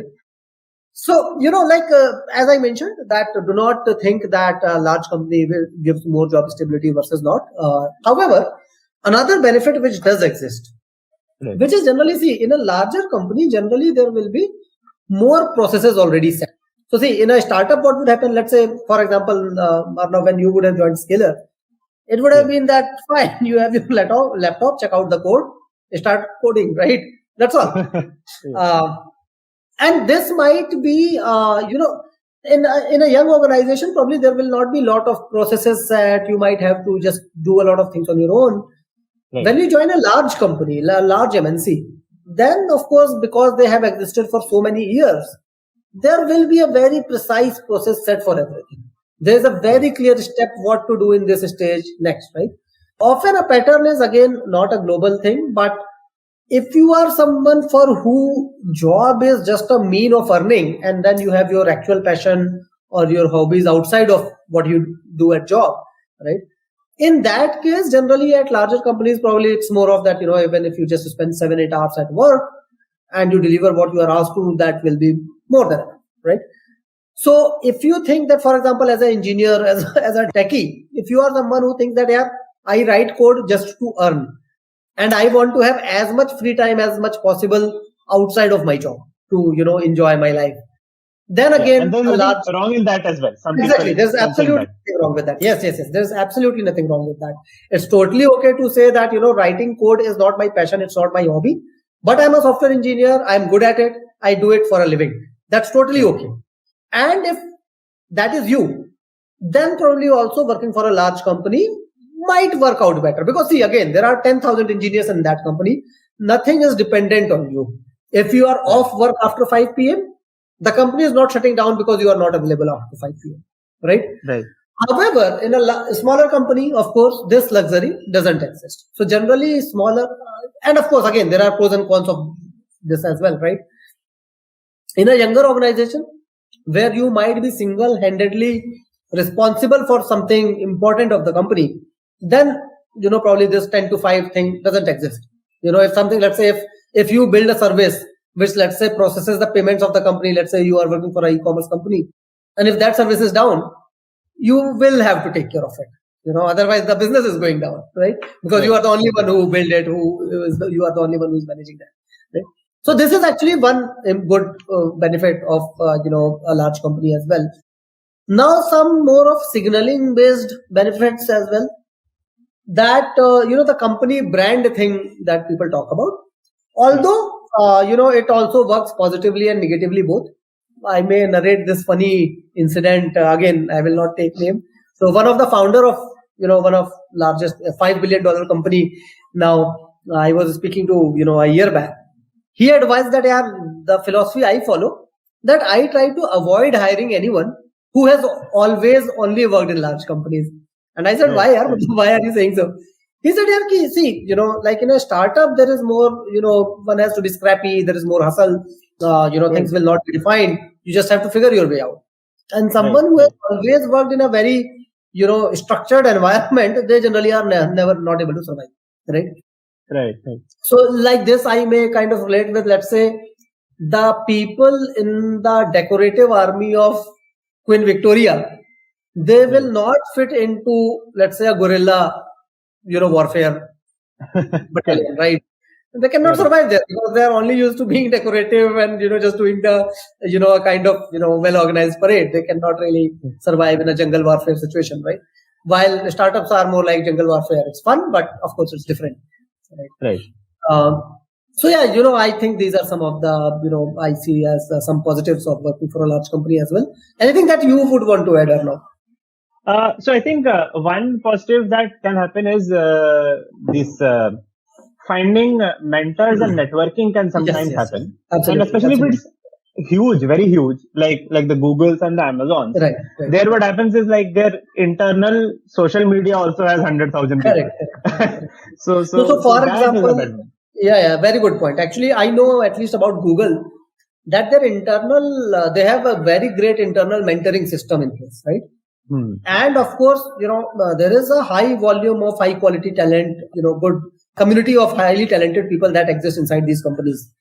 So the access to, a large network of very talented people that you get at large organizations is something which is very good. At a smaller company, of course, it's a smaller team. So while it is possible that you might still find a great mentor at a startup as well, but it is much easier to find them in a large company.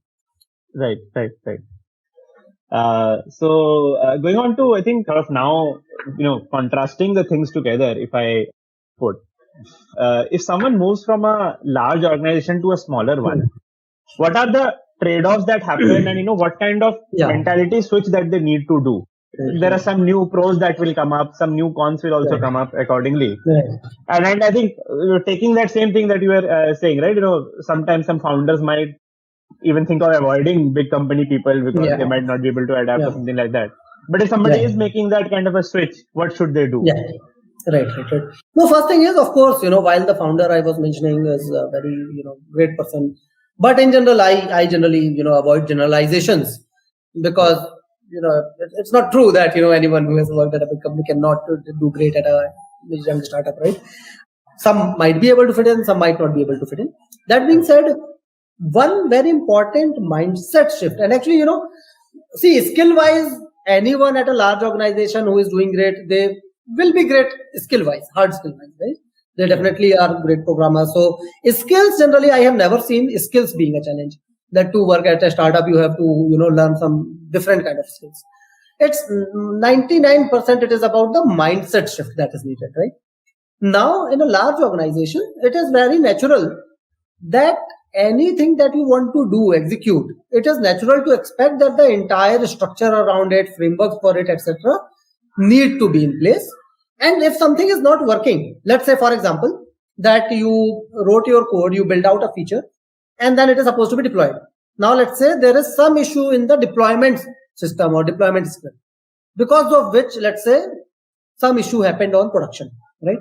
Now, in a large organization, obvious expectation is that there is a team, there is a DevOps team. It is their job to make sure that it keeps working correctly. And, if I have built my code, I don't care, they should fix it, right? However, this mindset generally never works in a startup environment.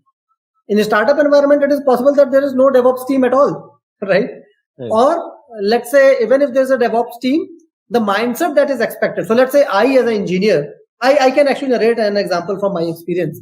So this was back in 2013 or so, 12 or 13. Someone kind of built out a feature and it was supposed to be deployed. After it getting deployed, it was deployed on test environment, staging environment first. It worked fine. And then it was deployed on the production. After getting deployed on production, there were issues. Many services started going down. Features were not working properly on the platform. And then when they started digging out, they got to realize that there is nothing wrong with the code that got deployed, but there was some issue in the deployment process, right? Now this person, he had recently joined from, again, I will not take the name, but one of the 5 largest companies in the world, 5 largest tech companies in the world. And this person said, yeah, the DevOps people will look into it. What do? I will go home, right? Right. Now, and while I remember the CTO of the company back then, we were sitting out that, if it is issue in the deployment, let's get it fixed as quickly as possible. DevOps people are still looking into it, but let's sit with them, get it fixed, right? So in a startup, generally these boundaries do not exist. On the other hand, a larger organization, actually other way around might happen.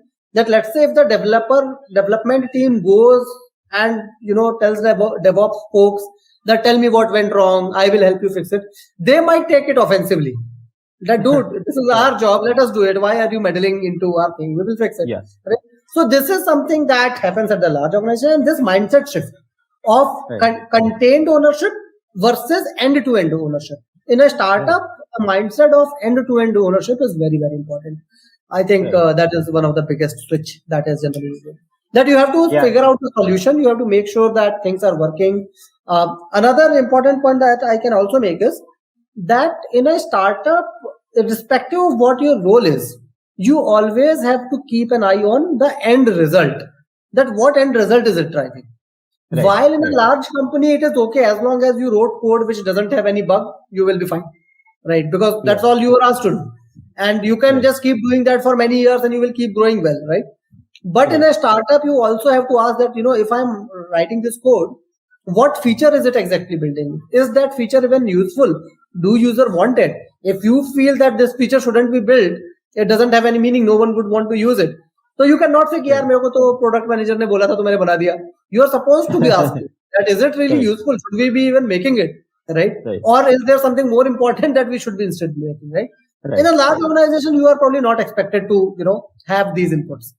But in a startup, again, if you want to grow faster, if you want to have more ownership, then you will have to think have a full picture in view. You cannot just, have a narrow view that I was asked to do this, so I did this. Right. Okay. So what we just discussed, I think the other way around is something, I just few years back did the same thing, went from a smaller company to a larger one. Yeah. And exactly what you were saying, I think I went to an opposite journey. And while at, I think, Zomato, I used to sort of push back against product managers a lot that, why are we doing this in the product? Is this going to be good for the product? Like, I'm not the product manager, I'm the engineering lead. And yet I used to have a lot of inputs in the product. And sometimes, some backend API update needs to be done for a new feature on the app. And if a backend engineer is not yet aligned, I have contributed a bunch of commits in the backend repository as well. So it was a huge, massive PHP repository. It was very hard to read the code for me. Somebody who has not worked on, PHP backends a lot. But I did that because, it has to be pushed. So, we just go ahead and, I have made commits and then went to the CTO and like, sir, PR hai, usko zara ek baar review karke merge kar dena. Like that. Right. When I went to, a bigger MNC, then, my manager used to keep telling me, don't do those things that you do at Tata, here somebody might get offended. Like, you might be thinking you're being helpful, but they might think that we will do it on Monday. Why on Friday evening you have to send full request to web team? Correct. These are different environments, and something which might be right in one might be wrong in other one, right? So, the comparison is, as I said, a decorative army battalion versus a guerrilla warfare army. What might be the right thing to do for a guerrilla warfare might be very inappropriate for a decorative army. And what might be the right thing to do for a decorative army might be, just useless for a guerrilla warfare army. Correct. Actually, expanding on that question a little bit, I would also say that, in what circumstances might one want to move from a smaller organization to a bigger one? At what stage in life do you think that can be actually a helpful thing to do? Yeah, so, generally, like, again, my opinion, of course, there might be multiple more reasons as well. Would want to emphasize that the reasons that I am listing out are not, limited reasons. Some of the transitions which are high value are if you have spent enough time, building out products in a small team, and if you are able to join a larger company for a new initiative, a new project in a leadership role, you will suddenly find an opportunity to play the same game, but at a much larger scale with lot more ammunition on your side, right? As an example, let's say that if you have worked with a bunch of startups building B2C mobile applications, etc., you understand how to build quickly, how to iterate quickly, how to build high quality products. Now, let's say Google was launching, Google Pay in India, right?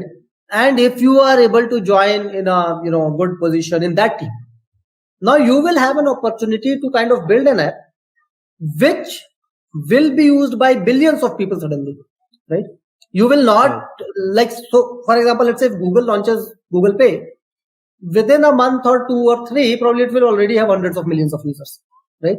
Now this will not happen with any startup. A startup might eventually get there, but it is going to take much longer time, right? Also, the kind of resources that you can find in a large setup, in a large organization, candidly, is insane, right? So you will have, even kind of, you can play around with data clusters, server clusters of thousands of servers. You can play with all of that. You will have access to a lot better tools, better, larger team of very, capable people. So if you find an opportunity where you can lead into some new teams, then definitely it makes sense that you have accumulated skills. For example, Arnav, when you moved from Zomato to Target, right?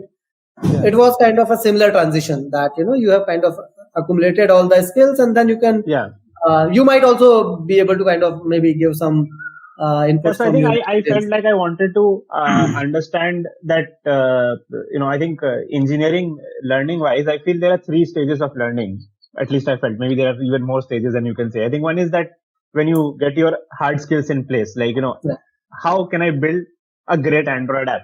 How can I, you put me in a room of 10 other Android engineers and I can build the best Android app out of them. Right.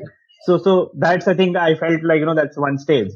And then the phase that I was at Zomato, I think I felt like, that's where it was a mid-stage startup, growing very, very fast, growing from, 30, 40 cities to 500 cities. So how can I make an Android app work best with millions of users? How can it deal with so many types of devices? So the scale of users, how can my product sort of adapt to that? I think that was sort of learning. So there, I think the user base of the product is growing, and that is the scaling that's happening. And then I think there is another scaling which happens is that now instead of 10 people working on the app, there are 200 people working on the app. So how do you architect the code base so that it can map to that organization structure as well? Because there might be 3 teams in different countries, different time zones. So it's not like, you want to do a code review. You can pull up a chair and sit beside the next person and say that, acha chalo dekhte hain, pair programming kar lete. Sometimes you have to document your code in such a way that maybe 6 hours later when you are sleeping, some other person is reviewing your code. In that cycle also it can work. So I think to me it felt like, okay, scaling the product, I figured that, okay, I have sort of conquered some part of it. But how do you work in a big organization? How do you work when, the organization structure itself is 10,000 engineers? Correct. What are the challenges there? So that was a phase of learning I had never had. And I got that when I worked at a big MNC in that sense. I have seen a lot of people go from big companies to small to big. And different people have different opinions. But also, what do you think, personal opinion? That should people start their career in small organizations, then look at bigger organizations later, or do the other way around, start it in a bigger organization, come to smaller? What can be the advantages of either way of going about in their career? Right. Yeah, so again, it's very hard to say that big versus small. However, one thing that I can say is that when you are very early in your career, you definitely want to be at a place where you can learn a lot from others, right? Often there is this, Dunning-Kruger curve that exists that, that time, sometimes we feel that we know a lot, but in reality we don't, right? And unless you get into, so one bad thing that happens, I will tell about what should not happen with anyone, is that you know something, but because you have never seen the big world of tech, you feel that you know a lot, and you join a place, you end up working at a company where there also you know more than everyone else. So you will always remain stuck at that false belief of knowing a lot while you don't really know a lot, right? Correct. So I have seen, that bad journey happening to some of the people, where then once they get stuck at that place, even after 3, 4, 5, 7 years of experience, they will remain stuck there. That they don't know much, but they are stuck in believing that I know a lot, right? So in your first career, you should optimize for going for a place where after going, you feel like stupid. You feel that, I don't know anything, right? Now that can be achieved at a big organization, or that can be achieved at a small organization. The worst thing that can happen to you is that as your first job, you enter a company and in the first 3 months, you continuously are feeling that I am exceptionally talented and I am telling everyone else what to do. Right. If that is happening with you, know that you are at a wrong place. Generally, most of the people who have in the long term have been able to do exceptional things in their career, 99% of them will have a story that how in the first 3 to 6 months of their career, they were that, yeah, dude, I got to realize that I don't know anything. There's so much to learn. And, like I'm having to burn the extra midnight oil to actually cope up with that. That can happen at a small company as well. That can happen in a large organization as well. And either of it might not exist at either place, right? So as I said that it's much more important in the earlier career to be surrounded by the people who can tell you, not just tell you, but you can get to know that what are the missing pieces in your learning, in your knowledge, and who can also guide you on that path, right? Because the more you learn in the 3 steps of learning, Arnav, that you talked about, the first step, generally in my experience, what I have seen is that the first step happens early in the career, right? Yes. Of course, that doesn't mean that it ever gets too late. It doesn't mean that if it has not happened, it can never happen. But, the sooner you can do it, the more you can grow, right? You will have more time to kind of apply them. Once you have, let's say, 7-8 years of experience, then you can also consider that fine, I can go join a company as a CTO or as a senior engineering manager or a senior architect. And I am okay even if the others will not be able to help me learn it, but I have already accumulated enough hard skills to just help the company build this stuff. But doing that too early in the career generally doesn't lead to good results. So look for, that learning opportunities. And generally, generally that is, again, it's not an absolute thing, but the probability of finding, great learning opportunities will be lesser if it is a very, very small company. Let's say if it's a company with just 2, 3, 5 engineers, then most likely, it is harder to kind of get a lot of learning. And there is more risk that you might become the god there, right? Right. And that is a bad state. That's a bad state. You being a god when you are just out of college is not a good state for you, because then you will remain stuck there, right? You will not grow. So just avoid being the smartest person in the room, particularly in the early stage. Once you have 8-10 years of experience, you have seen the world, you know that what you really are, then fine. For some time you can be the smartest person in the room, but not too early in the career. Right. And I think if sometimes it can happen to people who might be engineering lead or a CTO in a early stage startup, then if you are the smartest person in the room, then parallelly also be another room where you are not the smartest person. Correct. Find some mentors, find some seniors, talk to them, those things you have to do. Because I felt like me, Varun, we used to do the same thing when we were coding blocks. I think, building the tech team. We were building that team. So I think we were the senior most people. So obviously that feeling can sometimes happen. And that feeling, once you realize that you cannot grow if you are the smartest person, then you should immediately look for places, go open source communities, contribute to some complex project. That time you get to meet some people. I think that kept, my head firmly on my shoulder. Right. Was contributing to open source projects, and there were some, big 30 years experienced people.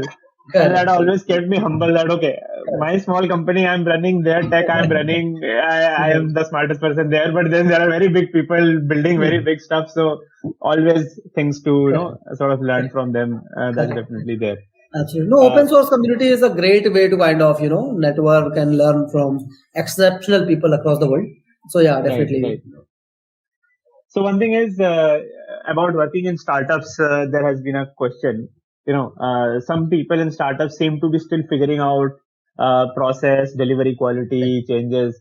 So he's asking whether it's a good thing or whether it's a bad thing that people are still figuring these things out. Right. No, generally what I have seen is that if the company is growing, then it is a very good thing, because then you get an opportunity to figure out solution for setting up the right processes, right? Which will be in the long term, which will be very useful for you for the senior leadership positions, right? As I mentioned, that either you can be a cog in the wheel, or you can be the one who designs the entire automobile, right? And if you are in this stage where, the startup is setting up the processes, defining how things should be done, then you have an opportunity to design the entire automobile. Versus, let's say, if you just go sit out in a well-built car or a train, then you just sit in it. You enjoy it. It's moving very nicely, but you do not know how this was built, how it was designed, what were the reasons to kind of take every decision. Right? So generally, it's a good thing if the company is growing. Of course, there could be a downside as well. That let's say the company is never able to figure out the right processes or the right opportunities, and they crash in some time and they do not even exist. So, like if you see that happening, then then probably it's not a good thing. Right. I mean, it needs to be a learning opportunity rather than something being always broken. But if people are learning that thing, you can always treat that as a learning opportunity. So that's definitely it. One old question that was there, I think it was not exactly about this particular topic, but it's an interesting question. So I just thought I will pick it up definitely at the end. So Jagdish had asked that he has 12 years in a service-based company as a QA he has been working, and he's asking, will it be a wise idea to switch to product development in FAANG companies? And I think this is a very common question that you and Anshuman face a lot with a lot of your mentees. So shedding some light on this. Right. No, so it absolutely is a good idea. It kind of opens up a very big set of new opportunities of growth, getting a chance to work with very highly capable people in the field. So no doubt it's a great idea. However, that being said, that the transition is it's not a switch. It's no magic bullet or a silver bullet or a magic pill that this transition will happen just like that. Generally, what I have seen, that you will need a long-term roadmap to build your skills, build projects, do some development before you can actually make this transition, right? Which is easily going to be a roadmap of 9 months to 2 years with consistency and consistent hard work, right? But that being said, that while this might sound a lot, I will have to work hard for 2 years, then this will happen. Right. But another thing is that the kind of this is an orbit shifting change in career. It's not an incremental change. It's not like that I'll do this and I'll get another job with say 20%, 30%, 50% hike. This transition is an orbit shifting transition, right? So even if with hard work of 1 or 2 years, if someone is able to achieve that, that is totally worth it, right? But again, as I said, that it will take good amount of hard work to do this transition. And why I say this is orbit shifting, parameters being that, as I said, that an entirely different environment of working, culture of working, exceptionally high impact of your work, compensation, etc. are also, to be very candid, are uncomparable. Like if I compare with a typical service-based company with the kind of salaries, a large FAANG kind of organization or a large good startup might be paying, often they are, like 5x, 10x salary. So, it's totally worth doing, totally the right direction to work in. But one should know that it will take a substantial amount of hard work to make this transition. Correct. So, one last question I will take up. So, I think Soumya had asked this, and again, I think going down into a little bit of specifics, similar question we had already broadly answered. So, sweet spot for high growth startup, should we focus exactly on this fact that, post angel funding before Series B, or there are other factors, what do you think about it?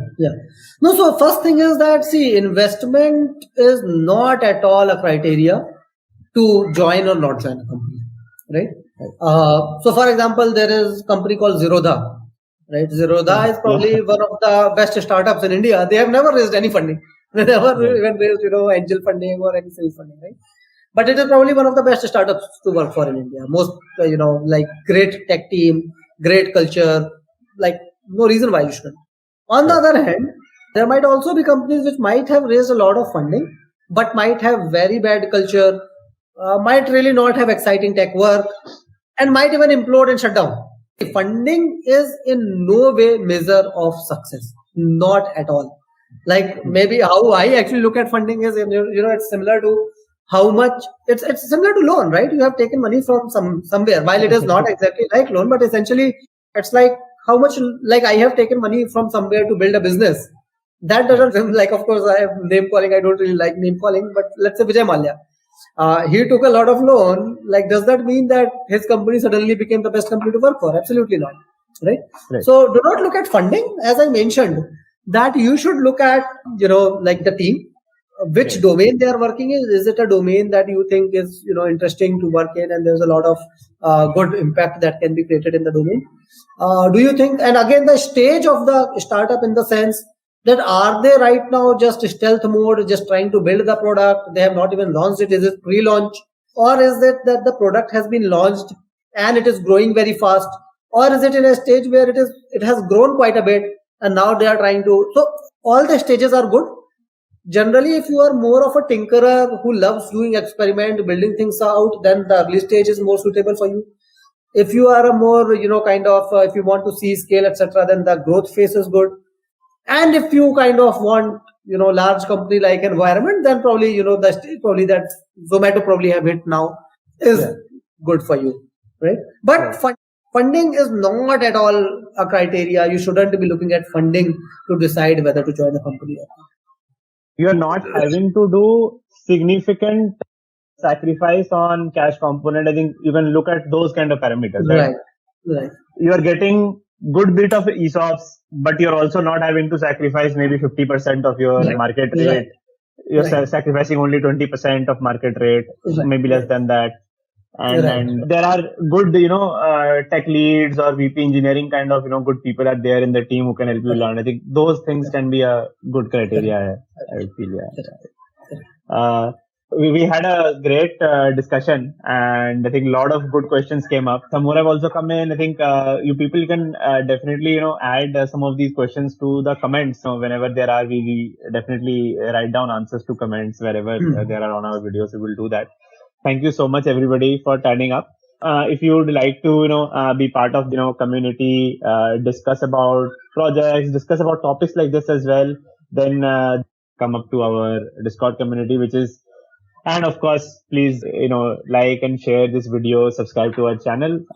So, thank you, Abhimanyu. I think great topic, and we sort of covered it from a lot of angles. I think I will end with only this note that neither big company nor small company are bad decisions. You have to figure out what stage in life you are, what you want out of the next few years, and based on that, take your pick. So that would be it. Hello guys, thank you all for joining in. I'm Mohit Yadav and I teach in Scalar Academy. Prior to joining Scalar, I have built teams in Nutanix and Hotstar, and in total I have been working in software industry for the past, I think close to a decade now, right? So I have around 1 decade of coding experience. ठीक है, तो शुरू करते हैं. Format बता देता हूँ एक बार कि फॉर्मेट कैसा रहेगा इस सेशन का. मोस्टली फॉर्मेट ये रहेगा कि कुछ टॉपिक्स बताएंगे हम लोग. आज का टॉपिक बाय द वे ये है कि मल्टीपल कंपनी में स्विच करना आपके करियर के लिए क्या इम्पैक्ट कर सकता है, राइट? सो कितना इम्पैक्ट आपको करना चाहिए, नहीं करना चाहिए तो कब करना चाहिए. अगर आपको दूसरी कंपनी में जाना है तो आपके लिए सबसे बड़ा रीजन क्या रहता है कि मैं कंपनी क्यों शिफ्ट करता हूँ. तो शुभम इज सेइंग कि उनका रीजन है कि ग्रोथ के लिए करते हैं, या फिर क्या क्या चीजें, मतलब ग्रोथ दोनों टर्म्स में हो सकती है, लर्निंग के टर्म्स में भी या फिर सैलरी के टर्म्स में भी. जैसे वो बोल रहे हैं एक स्टैंडर्ड ऑफ लाइफ होता है आदित्य के केस में कि मे बी स्टैंडर्ड अगली कंपनी में जाके मेरे को शायद ज्यादा पैसा मिलेगा तो मेरा स्टैंडर्ड ऑफ लाइफ जो है वो अच्छा होगा. अभिषेक कहते हैं कि वर्क एंड सैलरी बोथ. तो आई थिंक मोर और लेस जितने भी कमेंट्स आए वो सबका यही है कि स्टेबिलिटी या फिर मनी या फिर अपॉर्चुनिटी या फिर ग्रोथ. तो यही रीजन रहते हैं टिपिकली. इनवैलिड रीजन मैं पॉइंट करना चाहूंगा पहले कि वैलिड रीजंस पे जाने से पहले मैं एक बार इनवैलिड रीजन की बात करता हूँ, राइट? तो इनवैलिड रीजन बेसिकली अगर आप कंपनी शिफ्ट कर रहे हैं तो ये नहीं देखना चाहिए कि टिपिकली ये बहुत कॉमन फिनोमिना है. मैंने देखा है काफी एम्प्लॉयज को या फिर काफी अपने कोलीग्स को भी ये कंपेयर करते हैं, यार तेरा अप्रेजल कितना हुआ, यार मेरे को तो 20% मिला, तुझे कितना मिला, मेरे को यार 5% ही दिया. तो इससे बचे. अगर आप कंपनी में हैं तो इस चीज से जितना दूर रहोगे, राइट, कि दूसरे वाले का कितना अप्रेजल हुआ और मेरा कितना हुआ, उस चीज से ट्राई करो बचो. कंपेयर मत करो. ये देखो कि आपने कितना एफर्ट डाला और आप संतुष्ट है जो आपको नंबर दिया गया उससे.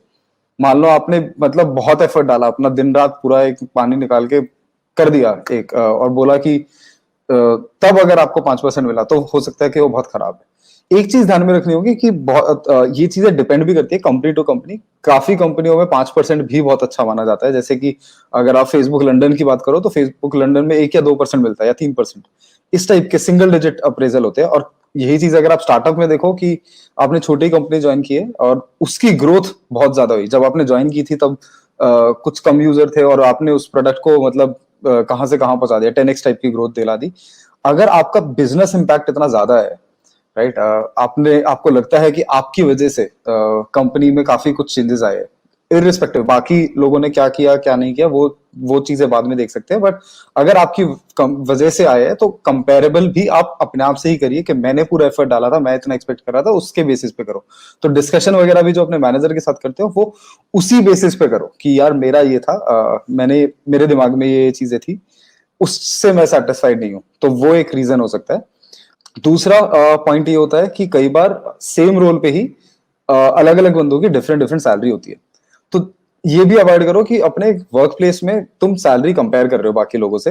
हो सकता है उसका एक्सपीरियंस थोड़ा अलग हो या फिर वो मोर सूटेड हो लैंग्वेज के लिए, या फिर उसका प्रीवियस हो। मैं ये नहीं कह रहा कि ये सही है कि अगर कोई पहले से किसी हाई सैलरी पे आया है तो वो इस जॉब में भी सेम प्रोफाइल के लिए अलग रहेगा, बट उन चीजों से अलग रहना चाहिए।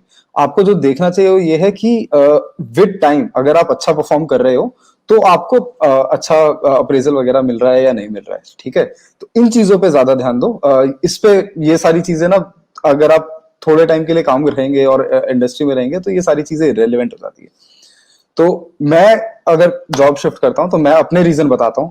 मेरा पहला रीजन कंपनी शिफ्ट करने का ये रहता है, ये स्पेसिफिकली उन लोगों के लिए जो जिनका एक्सपीरियंस 5 साल से कम है, 5 साल के ज्यादा एक्सपीरियंस वाले, या फिर मतलब जिनका थोड़ा SD2 लेवल पे या फिर लर्निंग वगैरह हो गई है।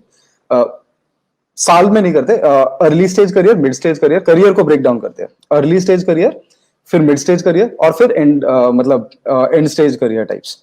तो अगर मैं एज्यूम करूं कि आप 20 साल काम करेंगे, राइट, आप एंड स्टेज करियर होता है कि लीडरशिप पोजीशन पे आप आ गए, CXO या फिर डायरेक्टर या फिर VP या फिर सीनियर VP। तो उस टाइप की चीजों में अगर आप आ गए तो आपका थोड़ा सा अलग रह जाएगा, थोड़ा अलग पर्सपेक्टिव रहेगा। मिड स्टेज करियर में अगर आप मतलब टेक लीड टाइप के पोजीशन पे है, SD3 टाइप की पोजीशन पे है, तो वो सारी चीजें आ जाएगी। और early stage career is SD1 SD2। आपने जस्ट या तो कॉलेज फ्रेशर है या फिर आपने 1-2 साल ही हुए इंडस्ट्री में, या अभी आप सीख रहे हो सब कुछ, आपको उतना पता है कि कंपनी में क्या करना है या फिर क्या नहीं करना है, उस टाइप की चीजें अगर आपको पता है तो आपका अर्ली स्टेज करियर है। तो अर्ली स्टेज करियर में आपके करियर के लिए जो बेस्ट रहेगा वो ये रहेगा कि लर्निंग फोकस रहना चाहिए आपका अर्ली स्टेज करियर। जितना ज्यादा फोकस आप अपनी लर्निंग पे दोगे, अपनी स्किल्स डेवलप करने पे दोगे, उतना ज्यादा आपके लिए बेनिफिशियल है। क्योंकि अगर आप जल्दी वो स्किल्स सीख जाओगे ना तो आपका early to mid stage career बहुत ज्यादा इजी हो जाता है, ठीक है। तो पहला रीजन जो आपका कंपनी शिफ्ट करने का हो सकता है वो ये हो सकता है कि लर्निंग्स आपकी नहीं हो रही है सेम कंपनी में, या तो, और ये 2 रीजन से हो सकता है। पहला रीजन ये हो सकता है कि काम नहीं है करने पे, बेंच पे बैठे हुए कुछ काम ही नहीं करने के लिए, तो काम नहीं है और आसपास के लोग जो है वो ऐसे है कि उनके साथ डिस्कशन नहीं कर सकते, अच्छा टेक्निकल डिस्कशंस नहीं हो पा रहे आपके करंट जॉब में। जिस टाइप का मेंटल स्टिमुलस चाहिए होता है लोगों को अपनी ग्रोथ के लिए, वो नहीं हो पा रहा है। ये एक पहला रीजन हो सकता है लर्निंग को, जो आपकी बेसिकली बंदिशें लगाएगा लर्निंग पे। दूसरा रीजन होता है कि वर्क लाइफ बैलेंस बहुत स्क्यूड है, कि ऑफिस का काम ही इतना हो जाता है कि मेरे को सेल्फ लर्निंग का टाइम ही नहीं मिलता। अब ये अच्छी चीज भी हो सकती है और बुरी चीज भी हो सकती है। अच्छी चीज तब होगी कि वर्क लाइफ बैलेंस तब इसलिए स्क्यूड है क्योंकि काम जो है वो एकदम कटिंग एज कर रहे हो, आपको बहुत सारी रिसर्च करनी पड़ रही है उसके लिए। बट अगर यही काम बहुत ज्यादा रिपीटेटिव और मैनुअल टाइप का है, कि जैसे फॉर एग्जांपल एक्सेस देनी है किसी को, डेवऑप्स टाइप का काम हो गया कि हर बंदे को मेरे को बस एक्सेस देनी है, कि ये EC2 कोई डेवलपर आता है, टिकट देता है मेरे को, और टिकट के बेसिस पे मैं प्रोसेसेस फॉलो कर रहा हूँ। एक बंदे ने प्रोसेस बना दिया, मैं उसको फॉलो कर रहा हूँ। तो वो इवन दो वर्कलोड ज्यादा होगा, आपका लर्निंग कर्व ज्यादा नहीं होगा। बजाय कि अगर आपका यही काम मैं अगर फ्लिप करूं कि वर्क लाइफ बैलेंस, मान लो आप नेटफ्लिक्स टाइप की ऐप बना रहे हो, वहां पे भी वर्क लाइफ बैलेंस बहुत स्क्यूड है, राइट। या फिर मैं फेसबुक की बात करूं तो फेसबुक और Amazon भी काफी बदनाम है कि अपने वर्क लाइफ बैलेंस के लिए, बट वो काम आपके लिए काफी बेनिफिशियल है क्योंकि वहां पे आप अपनी अच्छी कोडिंग प्रैक्टिस से सीखते हो, इंडस्ट्री में क्या क्या चल रहा है, राइट। एक अच्छा सॉफ्टवेयर बनाने के लिए क्या क्या चीजों की आवश्यकता होती है, वो सारी चीजें आप इन कंपनीज में सीखते हो। तो इससे आपको भी बेटर लगता है कि यार मैं ये जो कर रहा हूँ वो मेरे लिए रेलेवेंट है एंड मैं इससे सीख पा रहा हूँ। तो वर्क लाइफ बैलेंस एंड काम का ना होना, ये दो रीजंस हो सकते हैं कि आप चाहोगे कि दूसरी कंपनी में जाओ। दूसरा होता है कंपनी का एनवायरनमेंट काफी खराब है। अब इसके अंदर ना दो चीजें आती है। एक तो होता है कि मैनेजर खराब है। मैनेजर खराब इन द सेंस कि मैनेजर फेवरेटिज्म दे रहा है, राइट। काफी जगह मैंने देखा है कि भैया भाभी टाइप का कल्चर होता है कि मतलब एक बंदा जो जूनियर है वो अपने मैनेजर को भैया भैया करके मतलब इस टाइप का बता देता है कि यार ये तो मेरा भैया है, यही मेरे गाइड करेंगे, यही करेंगे। तो वो उस टाइप का अगर कल्चर है कि यार यहाँ पे मैंने या तो इस मैनेजर के साथ पहले काम किया है इसलिए इसका ये फेवरेट बंदा है, तो वो फेवरेट बंदा बनने वाली कोशिश मत करना। क्योंकि उस टाइप से अगर आप ग्रो कर भी लोगे ना सेम कंपनी में, तो अगर आप कंपनी स्विच करने जाओगे तब आपको बहुत चैलेंजेस आएंगे। That is a hard reality. आप मे बी भैया भैया करके किसी एक कंपनी में कंपनी में प्रोग्रेस कर सकते हो, बट अक्रॉस इंडस्ट्रीज आप प्रोग्रेस नहीं कर सकते। तो हमेशा मेजर करो कि आपका मैनेजर ऐसा तो नहीं है कि फेवरेटिज्म दे रहा है कि एक बंदा है उसका जो फेवरेट है, इररिस्पेक्टिव वो काम कर रहा है या नहीं कर रहा, उसको ही ज्यादा फेवरेटिज्म मिल रहा है। आपका काम इवन इफ अगर उसको मिल रहा है, you should be good enough कि अगर आपको भी वो एक्नॉलेज कर रहा है, आपका काम भी वो एक्नॉलेज कर रहा है, राइट। तो वो चीजें काफी इंपॉर्टेंट होती है मैनेजर पर्सपेक्टिव से। और दूसरा आता है मैनेजर के साथ इशू जो मैंने अक्सर देखा है, वो है ट्रस्ट इश्यूज। कि ट्रस्ट इश्यूज मतलब ये इमोशनल क्वेश्चन टाइप का साइड बता रहा हूँ कि जैसे मान लो कि आपकी तबीयत खराब है, आप बोलते हो मैनेजर को कि यार मेरी तबीयत खराब है, और वो बोलता है नहीं नहीं नहीं मैनेजर तबीयत खराब है, ये तो कुछ ज्यादा ही बीमार होता है, अब एक काम करो अपना सिक लीव सर्टिफिकेट लाओ या डॉक्टर सर्टिफिकेट लाओ। तो इस टाइप के ट्रस्ट इश्यूज भी टिपिकली कंपनी में नहीं होने चाहिए। मैनेजर बाय द वे एक नंबर 1 पर्सन है जो कि आपका करियर अच्छा कर सकता है। तो बहुत इंपॉर्टेंट होता है जिस कंपनी में आप काम कर रहे हो, आपकी मैनेजर के साथ इक्वेशन बहुत अच्छी होनी चाहिए और एक हेल्दी मैकेनिज्म रहना चाहिए फीडबैक एक्सचेंज के लिए। क्योंकि मैनेजर आपकी सक्सेस में उतना ही वेस्टेड होना चाहिए जितना आप हो। तो वो कम्युनिकेट करते रहो। मैनेजर ही है जो कि आपको बताएगा कि यार मोहित तुम जो है ना ये चीज गलत कर रहे हो। मैं अपने मतलब काफी अच्छे मैनेजर्स रहे हैं जिनकी वजह से मैंने काफी सीखा है, और वो इसीलिए पॉसिबल हुआ है कि इक्वेशन हमेशा अच्छी रखते हैं हम मैनेजर्स के साथ, ताकि वो मेरे को फीडबैक दे सके। अगर मैं आर्किटेक्चर डायग्राम जैसे मैं आई थिंक 2-3 साल जब था इंडस्ट्री के अंदर, तभी से मैं सिस्टम डिजाइन वगैरह की प्रॉब्लम सॉल्व कर रहा हूँ कंपनी के अंदर ही।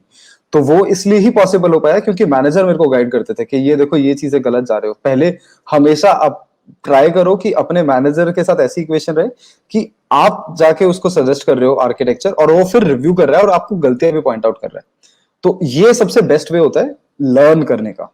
ठीक है। दूसरा आता है कि कंपनी एनवायरनमेंट की बात कर रहा हूं कि अप्रेजल या फिर प्रमोशन, इवन तो आपने अच्छा काम किया है बट आपको उस टाइप से रिवॉर्ड नहीं किया गया है, राइट। रिवॉर्ड करने के 2 तरीके होते हैं, या तो आपको स्टॉक से कर सकते हैं या फिर पैसों से कर सकते हैं, और तीसरा तरीका है कि प्रमोट वगैरह कर सकते हैं। अब प्रमोशन काफी फैक्टर्स पे डिपेंड करता है कि कंपनी ने कैसा किया, कंपनी के फाइनेंसेस कैसे है, स्टॉक्स आपको दे सकते हैं या नहीं दे सकते। एक स्टॉक काफी अच्छा इंडिकेटर रहता है कि इवन इफ अगर कंपनी जा भी रही का स्टॉक वगैरह नीचे जा रहा है, कंपनी की परफॉर्मेंस अच्छी नहीं है, वो आपको स्टॉक से रिवॉर्ड कर सकती है।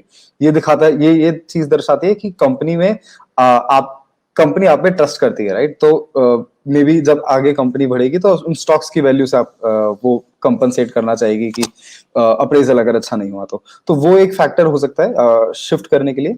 तीसरा रीजन यही है, पर्सनल रीजंस हो सकते हैं कि आप रिलोकेट करना चाहते हैं for some reason. Maybe आपके स्पाउस का कहीं और ट्रांसफर हो गया, आउट ऑफ सिटी ट्रांसफर हो गया, जिसकी वजह से आपको जाना पड़ रहा है, या फिर पेरेंटल इश्यूज है कि आपको पेरेंट्स के साथ रिलोकेट होना है वापस, या फिर बैंगलोर। पर्सनल रीजंस भी हो सकते हैं रिलोकेशन के कि दिल्ली में गर्मी बहुत है, मेरे को अच्छा वेदर चाहिए तो मैं बैंगलोर जा रहा हूँ, या फिर बैंगलोर में ट्रैफिक जाना है, मेरे को अच्छा इंफ्रास्ट्रक्चर चाहिए तो मैं दिल्ली आ रहा हूँ। तो इस टाइप के रीजंस भी हो सकते हैं रिलोकेशन के लिए। बट रिलोकेशन अगेन एक पर्सनल चॉइस है। If you are shifting your job for relocation, that is also still a valid concern, right? मतलब valid reason है। आज की डेट में नहीं है क्योंकि आजकल तो हर कोई रिमोटली ही वर्क कर रहा है, तो आखिरी रीजन जो मैं पॉइंट आउट करना चाहूंगा, जो कि मेरे मायने में वैलिड रीजन है, वो ये है कि आप कंपनी छोड़ के खुद अपनी कंपनी करना चाहते हैं, एंटरप्रेन्योरशिप में एंटर करना चाहते हैं। तो वो भी एक वैलिड रीजन है कि कब तक किसी और के लिए काम करें, आज हम अपना कुछ बनाएंगे, इस टाइप का अगर आपका एटीट्यूड है तो वो भी मुझे लगता है कि सही है। आप उस रीजन से भी शिफ्ट कर सकते हैं। वो कंपनी स्विच नहीं होगा, वो मतलब आप किसी दूसरी कंपनी में नहीं जा रहे, आप अपनी खुद की कंपनी खोल रहे हैं या फिर किसी दोस्त को असिस्ट कर रहे हैं, उस टाइप का काम, राइट। तो ये कुछ रीजंस है। सैलरी मैंने एक आखिरी रीजन जो कि मतलब काफी कंट्रोवर्शियल लगेगा शायद काफी लोगों को, और मेरे ओपिनियन है ये, मैं किसी मायने में स्केलर का ओपिनियन या फिर किसी और कंपनी का ओपिनियन नहीं था, बता रहा हूँ। तो मेरा ओपिनियन ये है कि सैलरी, अगर आप दूसरी कंपनी शिफ्ट कर रहे हैं और वो आपको एक सैलरी का अच्छा नंबर देती है जो कि आपकी कंपनी में 3 या 4 अप्रेजल बाद भी आप उस नंबर तक नहीं पहुंच पाओगे। एक एग्जांपल के तौर पे देता हूँ, बताता हूँ कि मान लो आपकी सैलरी अभी 10 लाख है, आप दूसरी कंपनी में गए, उन्होंने ऑफर किए 20 लाख, ये 100% जंप हो गया, राइट। तो या तो आपकी कंपनी इतना कितने परसेंट अप्रेजल देती है, कब तक आप कैलकुलेट करो कि 20 लाख तक मैं कब तक पहुंचूंगा, ये 10 से 20 फिर भी इजी जंप है। आप यही नंबर को बढ़ा दो कि आपकी करंट सैलरी है 50 और दूसरे जो ऑफर है आपके वो है 1 करोड़ का, बहुत बड़ा जंप है, 100% हाइक है। 50 लाख से 1 करोड़ तक पहुंचने के लिए बहुत टाइम लगेगा आपको। तो एक ये भी रीजन हो सकता है कि सैलरी हाइक बहुत ज्यादा मिला, जिसकी वजह से आप जाना चाह रहे हैं। अपना फाइनेंसेस मैनेज करना मतलब आई थिंक सबकी राइट होती है, सब अगर यू नो अपना फाइनेंशियल वेलबींग हर बंदे की राइट है कि वो देखे, तो वो भी एक रीजन हो सकता है कि आप इस वजह से स्विच कर रहे हैं।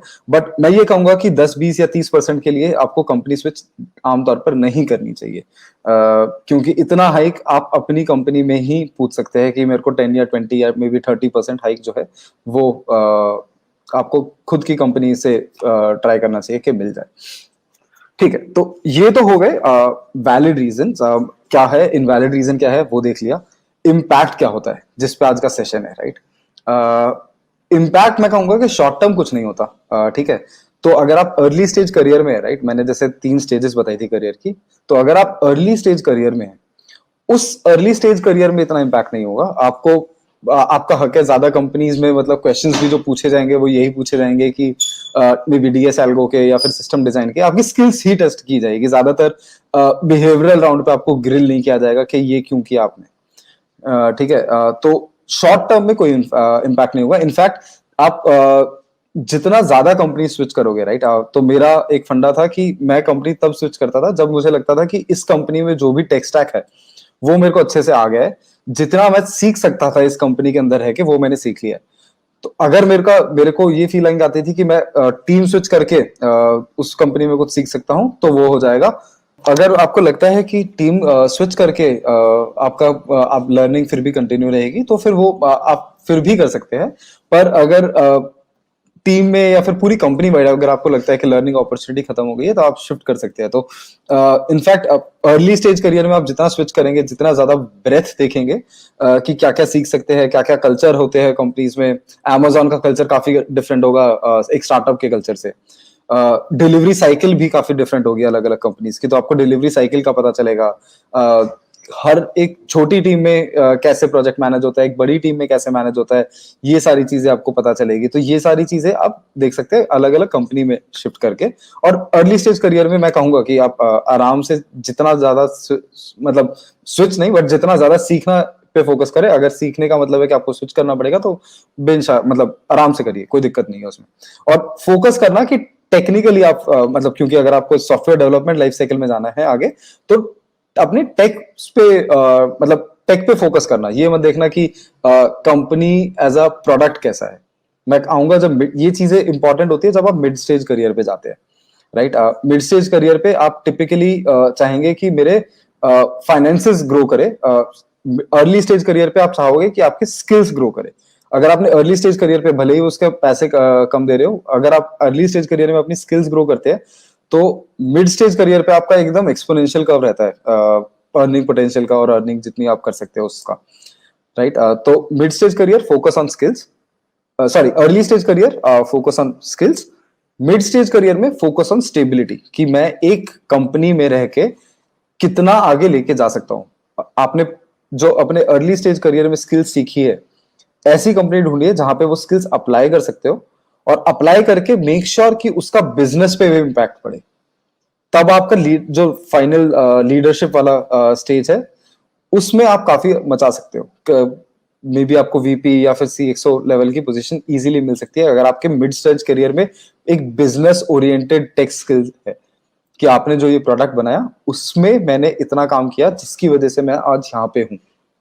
तो वो बहुत इंपॉर्टेंट है। दोनों, अर्ली स्टेज करियर इंपॉर्टेंट है स्किल्स बनाने के लिए, मिड स्टेज करियर है वो स्किल्स अप्लाई करने के लिए। और मिड स्टेज करियर में मैं सजेस्ट करूंगा कि अपनी ज्यादा कंपनी स्विच ना करें। ट्राई करें कि एक कंपनी अगर आपने ज्वाइन की है तो कम से कम 3 या 4 साल उसमें बिताए। वो चीजें का ध्यान रखना है कि अगर आप किसी टेक लीड टाइप की पोजीशन पे ज्वाइन करते हो तो आप, इससे फर्क क्या पड़ेगा कि आपको बहुत ज्यादा रिसर्च करनी पड़ेगी जब आप ज्वाइन कर रहे हो। टिपिकली बंदों के पास काफी लोग होते हैं जिनके पास मल्टीपल ऑप्शंस होते हैं ज्वाइन करने के लिए, राइट। 5-6 कंपनीज है, उनमें से कौन सी चूज करे। बहुत ज्यादा टाइम दे वहां पे। 5 में से सिर्फ वो कंपनी ना चूज करो जो कि आपको अभी पैसा दे रही है। ट्राई करो कि उसमें अप्रेजल कितना होता है वो जानने का, ट्राई करो मैनेजर कौन होगा वो जानने का, ट्राई करो प्रोडक्ट की आगे की विजन क्या है। क्योंकि अगर प्रोडक्ट सक्सेसफुल होगा तब आपका मिड स्टेज करियर सक्सेसफुल होगा, अदरवाइज आपको किसी और कंपनी में जाके अपना मिड स्टेज करियर वापस से स्टार्ट करना पड़ेगा। तो ये बहुत इंपॉर्टेंट है कि मिड स्टेज करियर में आपका प्रोडक्ट जो है वो सक्सेसफुल होना चाहिए। टेक स्टैक हो सकता है वहां पे बहुत बेकार हो, और वो आपके लिए अपॉर्चुनिटी है, क्योंकि आपने अर्ली स्टेज करियर में अपनी स्किल्स इतनी अच्छी कर ली है कि अगर मिड स्टेज करियर वाली कंपनी में टेक स्टैक वगैरह इतना अच्छा नहीं है तो आप जाके वहां पे अप्लाई कर सकते हो। इसीलिए काफी लोग क्या करते हैं कि अर्ली स्टेज करियर में ट्राई करते हैं कि कोई एक बड़ी मल्टीनेशनल कंपनी में काम करने का, राइट, फांग टाइप की, राइट। वो it is famous for a reason, because वहां पे प्रोसेसेस बहुत अच्छे से मैनेज होते हैं। डिलीवरी टाइम बहुत ज्यादा नहीं होता, बट प्रोसेसेस का आपको अच्छे से पता चलता है, डॉक्यूमेंटेशन कैसे करनी है, सिक्योरिटी पर्सपेक्टिव से क्या सोचना चाहिए। तो पूरा होराइजन आपको अच्छा एकदम बेंचमार्क टाइप बन जाता है कि ये होता है। और उसके बाद अगर आप स्टार्टअप ज्वाइन करोगे तो वहां पे आपको आएगा कि रैपिड फास्ट पेस डेवलपमेंट कैसे करनी है। तो मिड स्टेज करियर पे आप एक डिसेंट साइज की कंपनी ज्वाइन कर सकते हैं। जैसे आप, अगर मैं एग्जांपल दूं तो मे बी जोमेटो ज्वाइन कर सकते थे 4 साल पहले, राइट। अगर 4 साल पहले आपने जोमेटो ज्वाइन की होती तो फिर आपको मतलब आईपीओ जैसे अब जा रहा है तो आपको फाइनेंशियल गेन तो मिलता ही, प्लस एक अच्छी एग्जिट होती है आपके लिए, जो कि रिज्यूमे पे दिखाएगा कि हाँ इसने जोमेटो को यहाँ से यहाँ पहुंचाया, या फिर स्विगी को यहाँ से यहाँ पहुंचाया। अब आज की कंपनीज की बात करूं तो शेयर चैट वगैरह जैसे हो गए, वो काफी अच्छा कर रही है, वो आईपीओ हो सकता है कि आगे जाएगा। फिर एक एंटरप्राइज टाइप की कंपनीज होती है जैसे रूब्रिक, कोहेसिटी, इस टाइप की कंपनीज हो गई जो कि काफी अच्छा कर रही है सॉफ्टवेयर, कंसंट्रेटेड सॉफ्टवेयर डोमेन में, राइट। कि इस डोमेन में वो काम कर रही है, वो काफी अच्छी पोजीशन पे है आगे आईपीओ वगैरह जाने के लिए। तो उस टाइप की कंपनी आप मिड स्टेज करियर पे मैं कहूंगा कि आप ज्वाइन कर सकते हो। उसके बाद लास्ट स्टेज आती है कि आप अब कहीं जाके ऐसा पोजीशन पे जाना चाहते हो जहां पे आपको स्टॉक्स ज्यादा मिले, ताकि कंपनी अगर आईपीओ जाती है तो आप उन शेयर से अपना फाइनेंशियल इंडिपेंडेंस पा सकते हैं। तो वो चीजें भी काफी इंपॉर्टेंट रहती है। अब बात तो ये हो गया बेसिकली ज्यादा से ज्यादा कौन सी स्टेज पे आपको कब कब कितनी कितने फ्रीक्वेंसी के साथ कंपनीज स्विच करनी चाहिए, राइट। अब बात करते हैं कि मल्टीपल स्विचेस में आपके इंटरव्यू प्रोसेस में क्या फर्क आता है, ठीक है। तो एक क्वेश्चन हमेशा एक्सपेक्ट करना, आजकल थैंकफुली काफी जॉब्स है, राइट, स्किल्स है जिसकी कमी है, तो अभी ये एक ब्लॉकर नहीं होता है आज की, एटलीस्ट आजकल की सिचुएशन के हिसाब से। बट आगे जाके ये हो सकता है कि अभी भी अगर आप स्विच करेंगे, राइट, अगर आपने काफी ज्यादा स्विचेस किए हैं अपने पास्ट वर्क में, ऑब्वियसली आपका जो सैलरी का नंबर है वो काफी बढ़ जाएगा, क्योंकि हर बार आप कम से कम 30 से 50 या मे बी 100% तक का हाइक लोगे एक स्विच के लिए। तो आपका सीटीसी काफी हाई हो जाएगा। बट सिर्फ हाई सीटीसी पाने से आपका सक्सेस ड्राइव नहीं होता है। एक चैलेंज एक ये आता है हाई सीटीसी के साथ कि आपके नंबर ऑफ ऑप्शंस या फिर हायर, मतलब कैंडिडेट्स बहुत कम हो जाते हैं कि ये कंपनी मेरे को हायर कर सकती है। लोअर सीटीसी पे काफी कंपनी आपको अफोर्ड कर सकती है, तो इंटरव्यू प्रोसेस में आप जा सकते हैं। जैसे जैसे आपका सीटीसी बढ़ेगा वैसे वैसे नंबर ऑफ ऑप्शंस आपके लिए कम हो जाएंगे। अगर आपके पास, और जब आप मिड वाले करियर पे जाओगे, मिड वाले ट्रांजिशन करोगे या फिर मिड के आगे जब जाने लीडरशिप पोजीशन पे जाओगे, तब स्टेबिलिटी पे क्वेश्चन ज्यादा फोकस किया जाएगा। पूछेंगे आपसे पहले भी, 2-3 साल में भी पूछने लग जाएंगे, अरे आपको तो 1 ही साल हुआ है, 1 साल में ही क्यों कंपनी शिफ्ट करना चाह रहे हो। ये टिपिकल मेरे को मतलब 1 साल बाद मैंने ओरेकल जब ज्वाइन की थी तो 1 साल बाद छोड़ा था, तब से ही मैं सुनता आ रहा हूँ हर कंपनी में कि एचआर हमेशा ये क्वेश्चन तो पूछता ही है कि क्यों शिफ्ट कर रहे हो, इतना टाइम तो हुआ ही नहीं। और हमेशा वो उनकी टोन भी यही रहती है कि आप शिफ्ट इतने कम पीरियड में क्यों कर रहे हैं, भले ही आप 2 साल में करें, 3 साल में करें, 4 साल में करें, वो टोन सिमिलर रहती है। तो मेक श्योर आपके पास एक वैलिड रीजन है या फिर एक वैलिड स्टोरी है। आपने हो सकता है 10 स्विच करे हो, आप 5 साल के अंदर आपने 10 कंपनी में काम किया है, या फिर 4-5 हर साल में आप एक कंपनी शिफ्ट करते हैं, 1 साल एक कंपनी में बिताते हैं और फिर शिफ्ट करते हैं।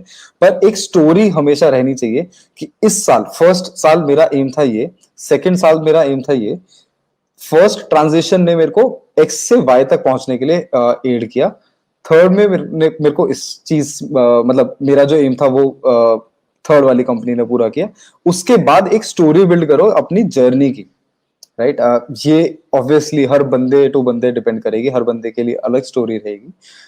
तो मेरा आखिरी सुझाव वही है कि आप स्विचेस भले ही कितने करें, पर एक अच्छी स्टोरी रहनी चाहिए जो कि बिलीवेबल लगे, और उससे ये नहीं प्रतीत होना चाहिए कि आप सिर्फ पैसे के लिए शिफ्ट कर रहे हैं, right. That story should reflect कि आप लर्निंग पे फोकस्ड है, और अब जब आप आके इस कंपनी के लिए इंटरव्यू दे रहे हैं तो उसके लिए भी आपको आप काफी इंटरेस्टेड है और वहां पे लंबे टाइम तक रहने के लिए तैयार है। और क्यों तैयार है वो भी हमेशा प्रिपेयर करके जाइए। तो काफी बार होता है कि इस क्वेश्चन की वजह से और इस आंसर की वजह से आपको ऑफर नहीं मिल पाता है। आपको एचआर फिर स्टैंडर्ड रिप्लाई करेगी कि इस तरीके मतलब या तो टेक स्किल वीक थी, या फिर वैकेंसी क्लोज हो गई, या फिर मतलब इस टाइप का कोई स्टैंडर्ड रिप्लाई आपको कर देंगे कि अभी मैच नहीं हो रही है स्किल सेट, बाद में कांटेक्ट करेंगे। बट कई बार ऐसा होता है कि मल्टीपल स्विचेस की वजह से आपकी स्टोरी इतनी वीक थी, या फिर आपके आंसर में ऐसा लगता है कि यार ये बंदा सिर्फ पैसे के लिए ही आ रहा है, तो ये एक रेड फ्लैग रहता है, राइट। तो इस रेड फ्लैग से हमेशा बचेंगे कैसे? अपना एक अच्छी स्टोरी बिल्ड करके, राइट। तो ये था मेरा पर्सपेक्टिव कि क्या क्या होना चाहिए, क्या क्या मतलब क्या इम्पैक्ट रहेगा आपकी स्टोरी के लिए। तो शकीब का क्वेश्चन है कि मैं कैसे सर्विस बेस्ड प्रोडक्ट कंपनी से प्रोडक्ट बेस्ड कंपनी में स्विच कर सकता हूँ, तो या फिर स्टार्टअप में स्विच कर सकता हूँ। शकीब, हमने इस पे मल्टीपल लाइव सेशंस किए थे मैं इसलिए इसका आंसर काफी संक्षेप में देना चाहूंगा कि आपको करने के लिए 2 काम करने हैं। एक पहले 3 काम करने हैं। पहला अपना रिज्यूमे बनाना है, रिज्यूमे पे एक अच्छे प्रोजेक्ट्स होने चाहिए अपना। अगर आपका रेलेवेंट वर्क एक्सपीरियंस नहीं है तो फिर आपको ऐसी जगह काम करना पड़ेगा जहाँ पे या फिर ऐसे प्रोजेक्ट्स करने होंगे जहाँ पे आपको रेलेवेंट काम मिले, और उसके बाद उसके बेसिस पे अपना एक रिज्यूमे बनाइए। फिर वो फिर काम आता है कि आपने इंटरव्यू क्लियर करने के लिए वो स्किल्स डेवलप करें। स्किल्स कौन सी डेवलप करनी होगी? आपको डीएसएल को करना होगा, आपको डिजाइन करना होगा अगर आप एक्सपीरियंस प्रोफेशनल है तो, और मशीन कोडिंग राउंड वगैरह। और जब आपकी स्किल्स डेवलप हो गई तब आप अप्लाई करना चालू करें। अप्लाई करने के लिए काफी वेबसाइट्स है, राइट। आप angel.com पे कर सकते हैं, लिंक्डइन पे कर सकते हैं, इंडीड पे कर सकते हैं, naukri.com पे कर सकते हैं, इंस्टा हायर करके साइट है उस पे कर सकते हो, हैकर रैंक है उस पे कर सकते हो। तो इस टाइप की चीजें आप काफी कर सकते हो, राइट। इन सब जगह पे अप्लाई करो, कहीं ना कहीं से कॉल आ जाएगा। वही है ना कि जितना ज्यादा आप ट्राई करोगे उतना ज्यादा कोई ना कोई आके तो आपको मोटिवेट करेगा और वो अप्लाई करने देगा। एक एग्जांपल दूं मैं यहाँ पे, तो मेरे मेंटर थे, राइट। वो अभी एक $1.2 बिलियन के स्टार्टअप के फाउंडर है यूएस में। तो उनको स्टार्टिंग में अपना वीजा प्रोसेस कराना था, जिसके लिए उनको और वो वीजा टाइप अप्लाई कर रहे थे O2 वीजा, जो कि डिस्टिंग्विश्ड पर्सनालिटीज को मिलता है। उन्होंने उसके लिए कितने लोगों के हाथ पैर मतलब जोड़े होंगे, हर बंदे के पास वो गए थे। 2008 की बात है ये। हर बंदे के पास जितने लोग थे वहां पे टेक इंडस्ट्री में उतने प्रेवलेंट थे, उन सबके पास गए थे, फाउंडर्स मीट में जाते थे, फाउंडर्स मीट में कम से कम 300-400 लोग होते हैं. उन 300-400 के सब लोगों से उन्होंने बोला कि मुझे आप एक नोट पे लिख के देंगे कि रेफर करेंगे कि मैं एक डिस्टिंग्विश्ड पर्सनालिटी हूँ और मेरा एंटरप्रेन्योरियल माइंडसेट जो है वो यहाँ पे यूएस इकोनॉमी में कुछ योगदान दे सकता है. अगर आपको बेसिकली ओ वीजा के लिए यही प्रूव करना पड़ता है कि आप यूएस में जाके उनके लोगों के लिए एम्प्लॉयमेंट वगैरह जनरेट कर सकते हो और अपॉर्चुनिटीज जनरेट कर सकते हो. तो ये प्रूव करने के लिए वो हर एक बंदे के पास गए. 300-400 लोग थे, उन सबके पास गए. एंड में सिर्फ 2 लोगों ने उस पर साइन किए.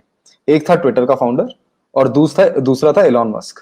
आज उसके बाद मतलब 300-400 रिजेक्शन के बाद उनको जो अपॉर्चुनिटी मिली फिर उन्होंने निराश नहीं किया. आज तक वो मतलब उन दोनों के टच में है और अपना $1 बिलियन स्टार्टअप भी चला रहे हैं. क्रिप्टो में काफी इन्वेस्ट करते हैं. तो आप उससे ये मतलब प्रेरणा ले सकते हैं कि कभी भी हार मत मानना, अप्लाई करते रहो, कोई ना कोई रिस्पॉन्ड करेगा. राइट, लिंक्डइन पे आपको 300 मैसेज भेजने पड़े, 300 मैसेज भेजो. अगर एक अपॉर्चुनिटी किसी ने कहीं से भी एक अपॉर्चुनिटी आई, आपकी स्किल्स ऐसी होनी चाहिए कि एक अपॉर्चुनिटी भी आप कन्वर्ट कर लेंगे.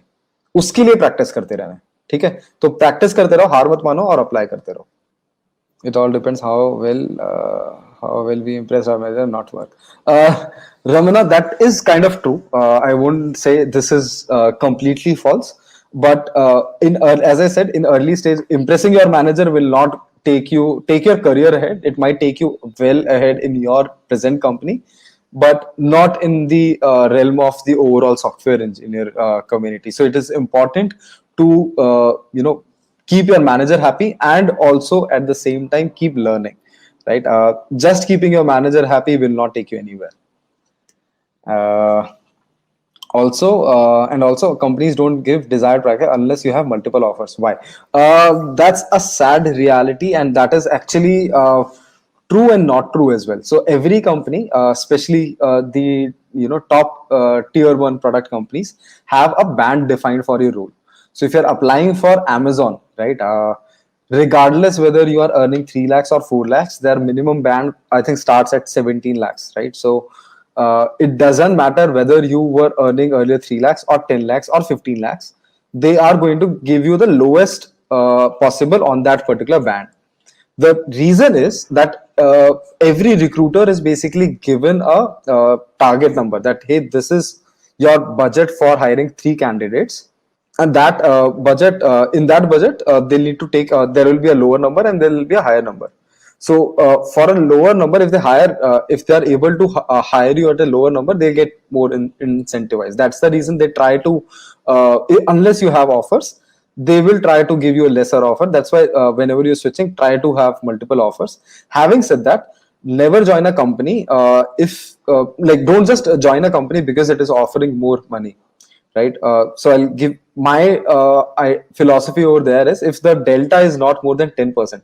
So if one company is maybe offering you 10 lakhs and the other one is offering you 11 lakhs, if the other parameters of a company which is offering you 10 lakhs is better, then join the company with 10 lakhs package, because it might happen that the appraisal cycle or the appraisal numbers of that company who's basically able to give you 10 lakhs is much better, or the growth prospects are also better over there. So my delta is basically 10%. It might vary from person to person as well. Then the question is, Rashik is asking, what if underpaid in early career? That is fine, Rashik. So the idea is to learn. Underpaid is actually very fine, right? Even if I know a person who joined a company at 3 lakhs, then he knew he was basically underpaid. All the other people were at a 10 lakh or 15 lakh range. Within 2-3 months, he got an appraisal out of cycle, obviously, where his salary was basically doubled, got 6 lakh. And at the end of the year, his salary from 3 lakhs jumped to 15 lakhs. So if you're performing well also, after you join a company, also you can get appraisal and be at par with the other people who are earning. The idea is that you perform well and learn technology, right? Even if you are underpaid, try to learn the kind of right things, right? The way of working and how they operate in general. and based on that you can basically reapply in other companies. If your company is not appreciating your effort, then it is wise to take that skill set that you have learned to some other company and apply there. Underpaid also is a definition that can basically change from person to person, right? So that just keep that particular piece in mind, right? All right. What about fixing bugs instead of creating new? Yes. So bug fixing या फिर नहीं तो bug fixing एक बहुत important piece रहता है जब आप कोई कंपनी ज्वाइन करते हो, राइट? क्योंकि उससे आपको पूरे कोड बेस का आइडिया मिलता है. तो इररिस्पेक्टिव इवन अगर मैं अभी भी कोई कंपनी ज्वाइन करूंगा तो मैं चाहूंगा कि मैं थोड़े बहुत बग्स अगर मेरे को उस कोड बेस में कंट्रीब्यूट करना है तो मैं पहले उसके बग्स देख लूं ताकि मुझे थोड़ा सा कोड बेस का आइडिया हो जाए, राइट? अगर पर मैं ये लंबे टाइम तक नहीं करूंगा. ये एक ऑनबोर्डिंग का प्रोसेस होना चाहिए जो कि मेरे ख्याल से 2 हफ्ते से 1 महीने टाइप्स रहना चाहिए जिसका ड्यूरेशन. और उसके बाद मैं चाहूंगा कि मैं उस को मतलब जब मैं बग फिक्स कर रहा हूं तो मैं फाइंड भी करता रहूं कि यार इसके अंदर ये चीजें इंप्रूवमेंट हो सकती है और फिर मैं वो सजेस्ट करना चाहूंगा कि यार ये चीज करते हैं, ये चीजें करते हैं. कोड बेस का आइडिया होना मेरे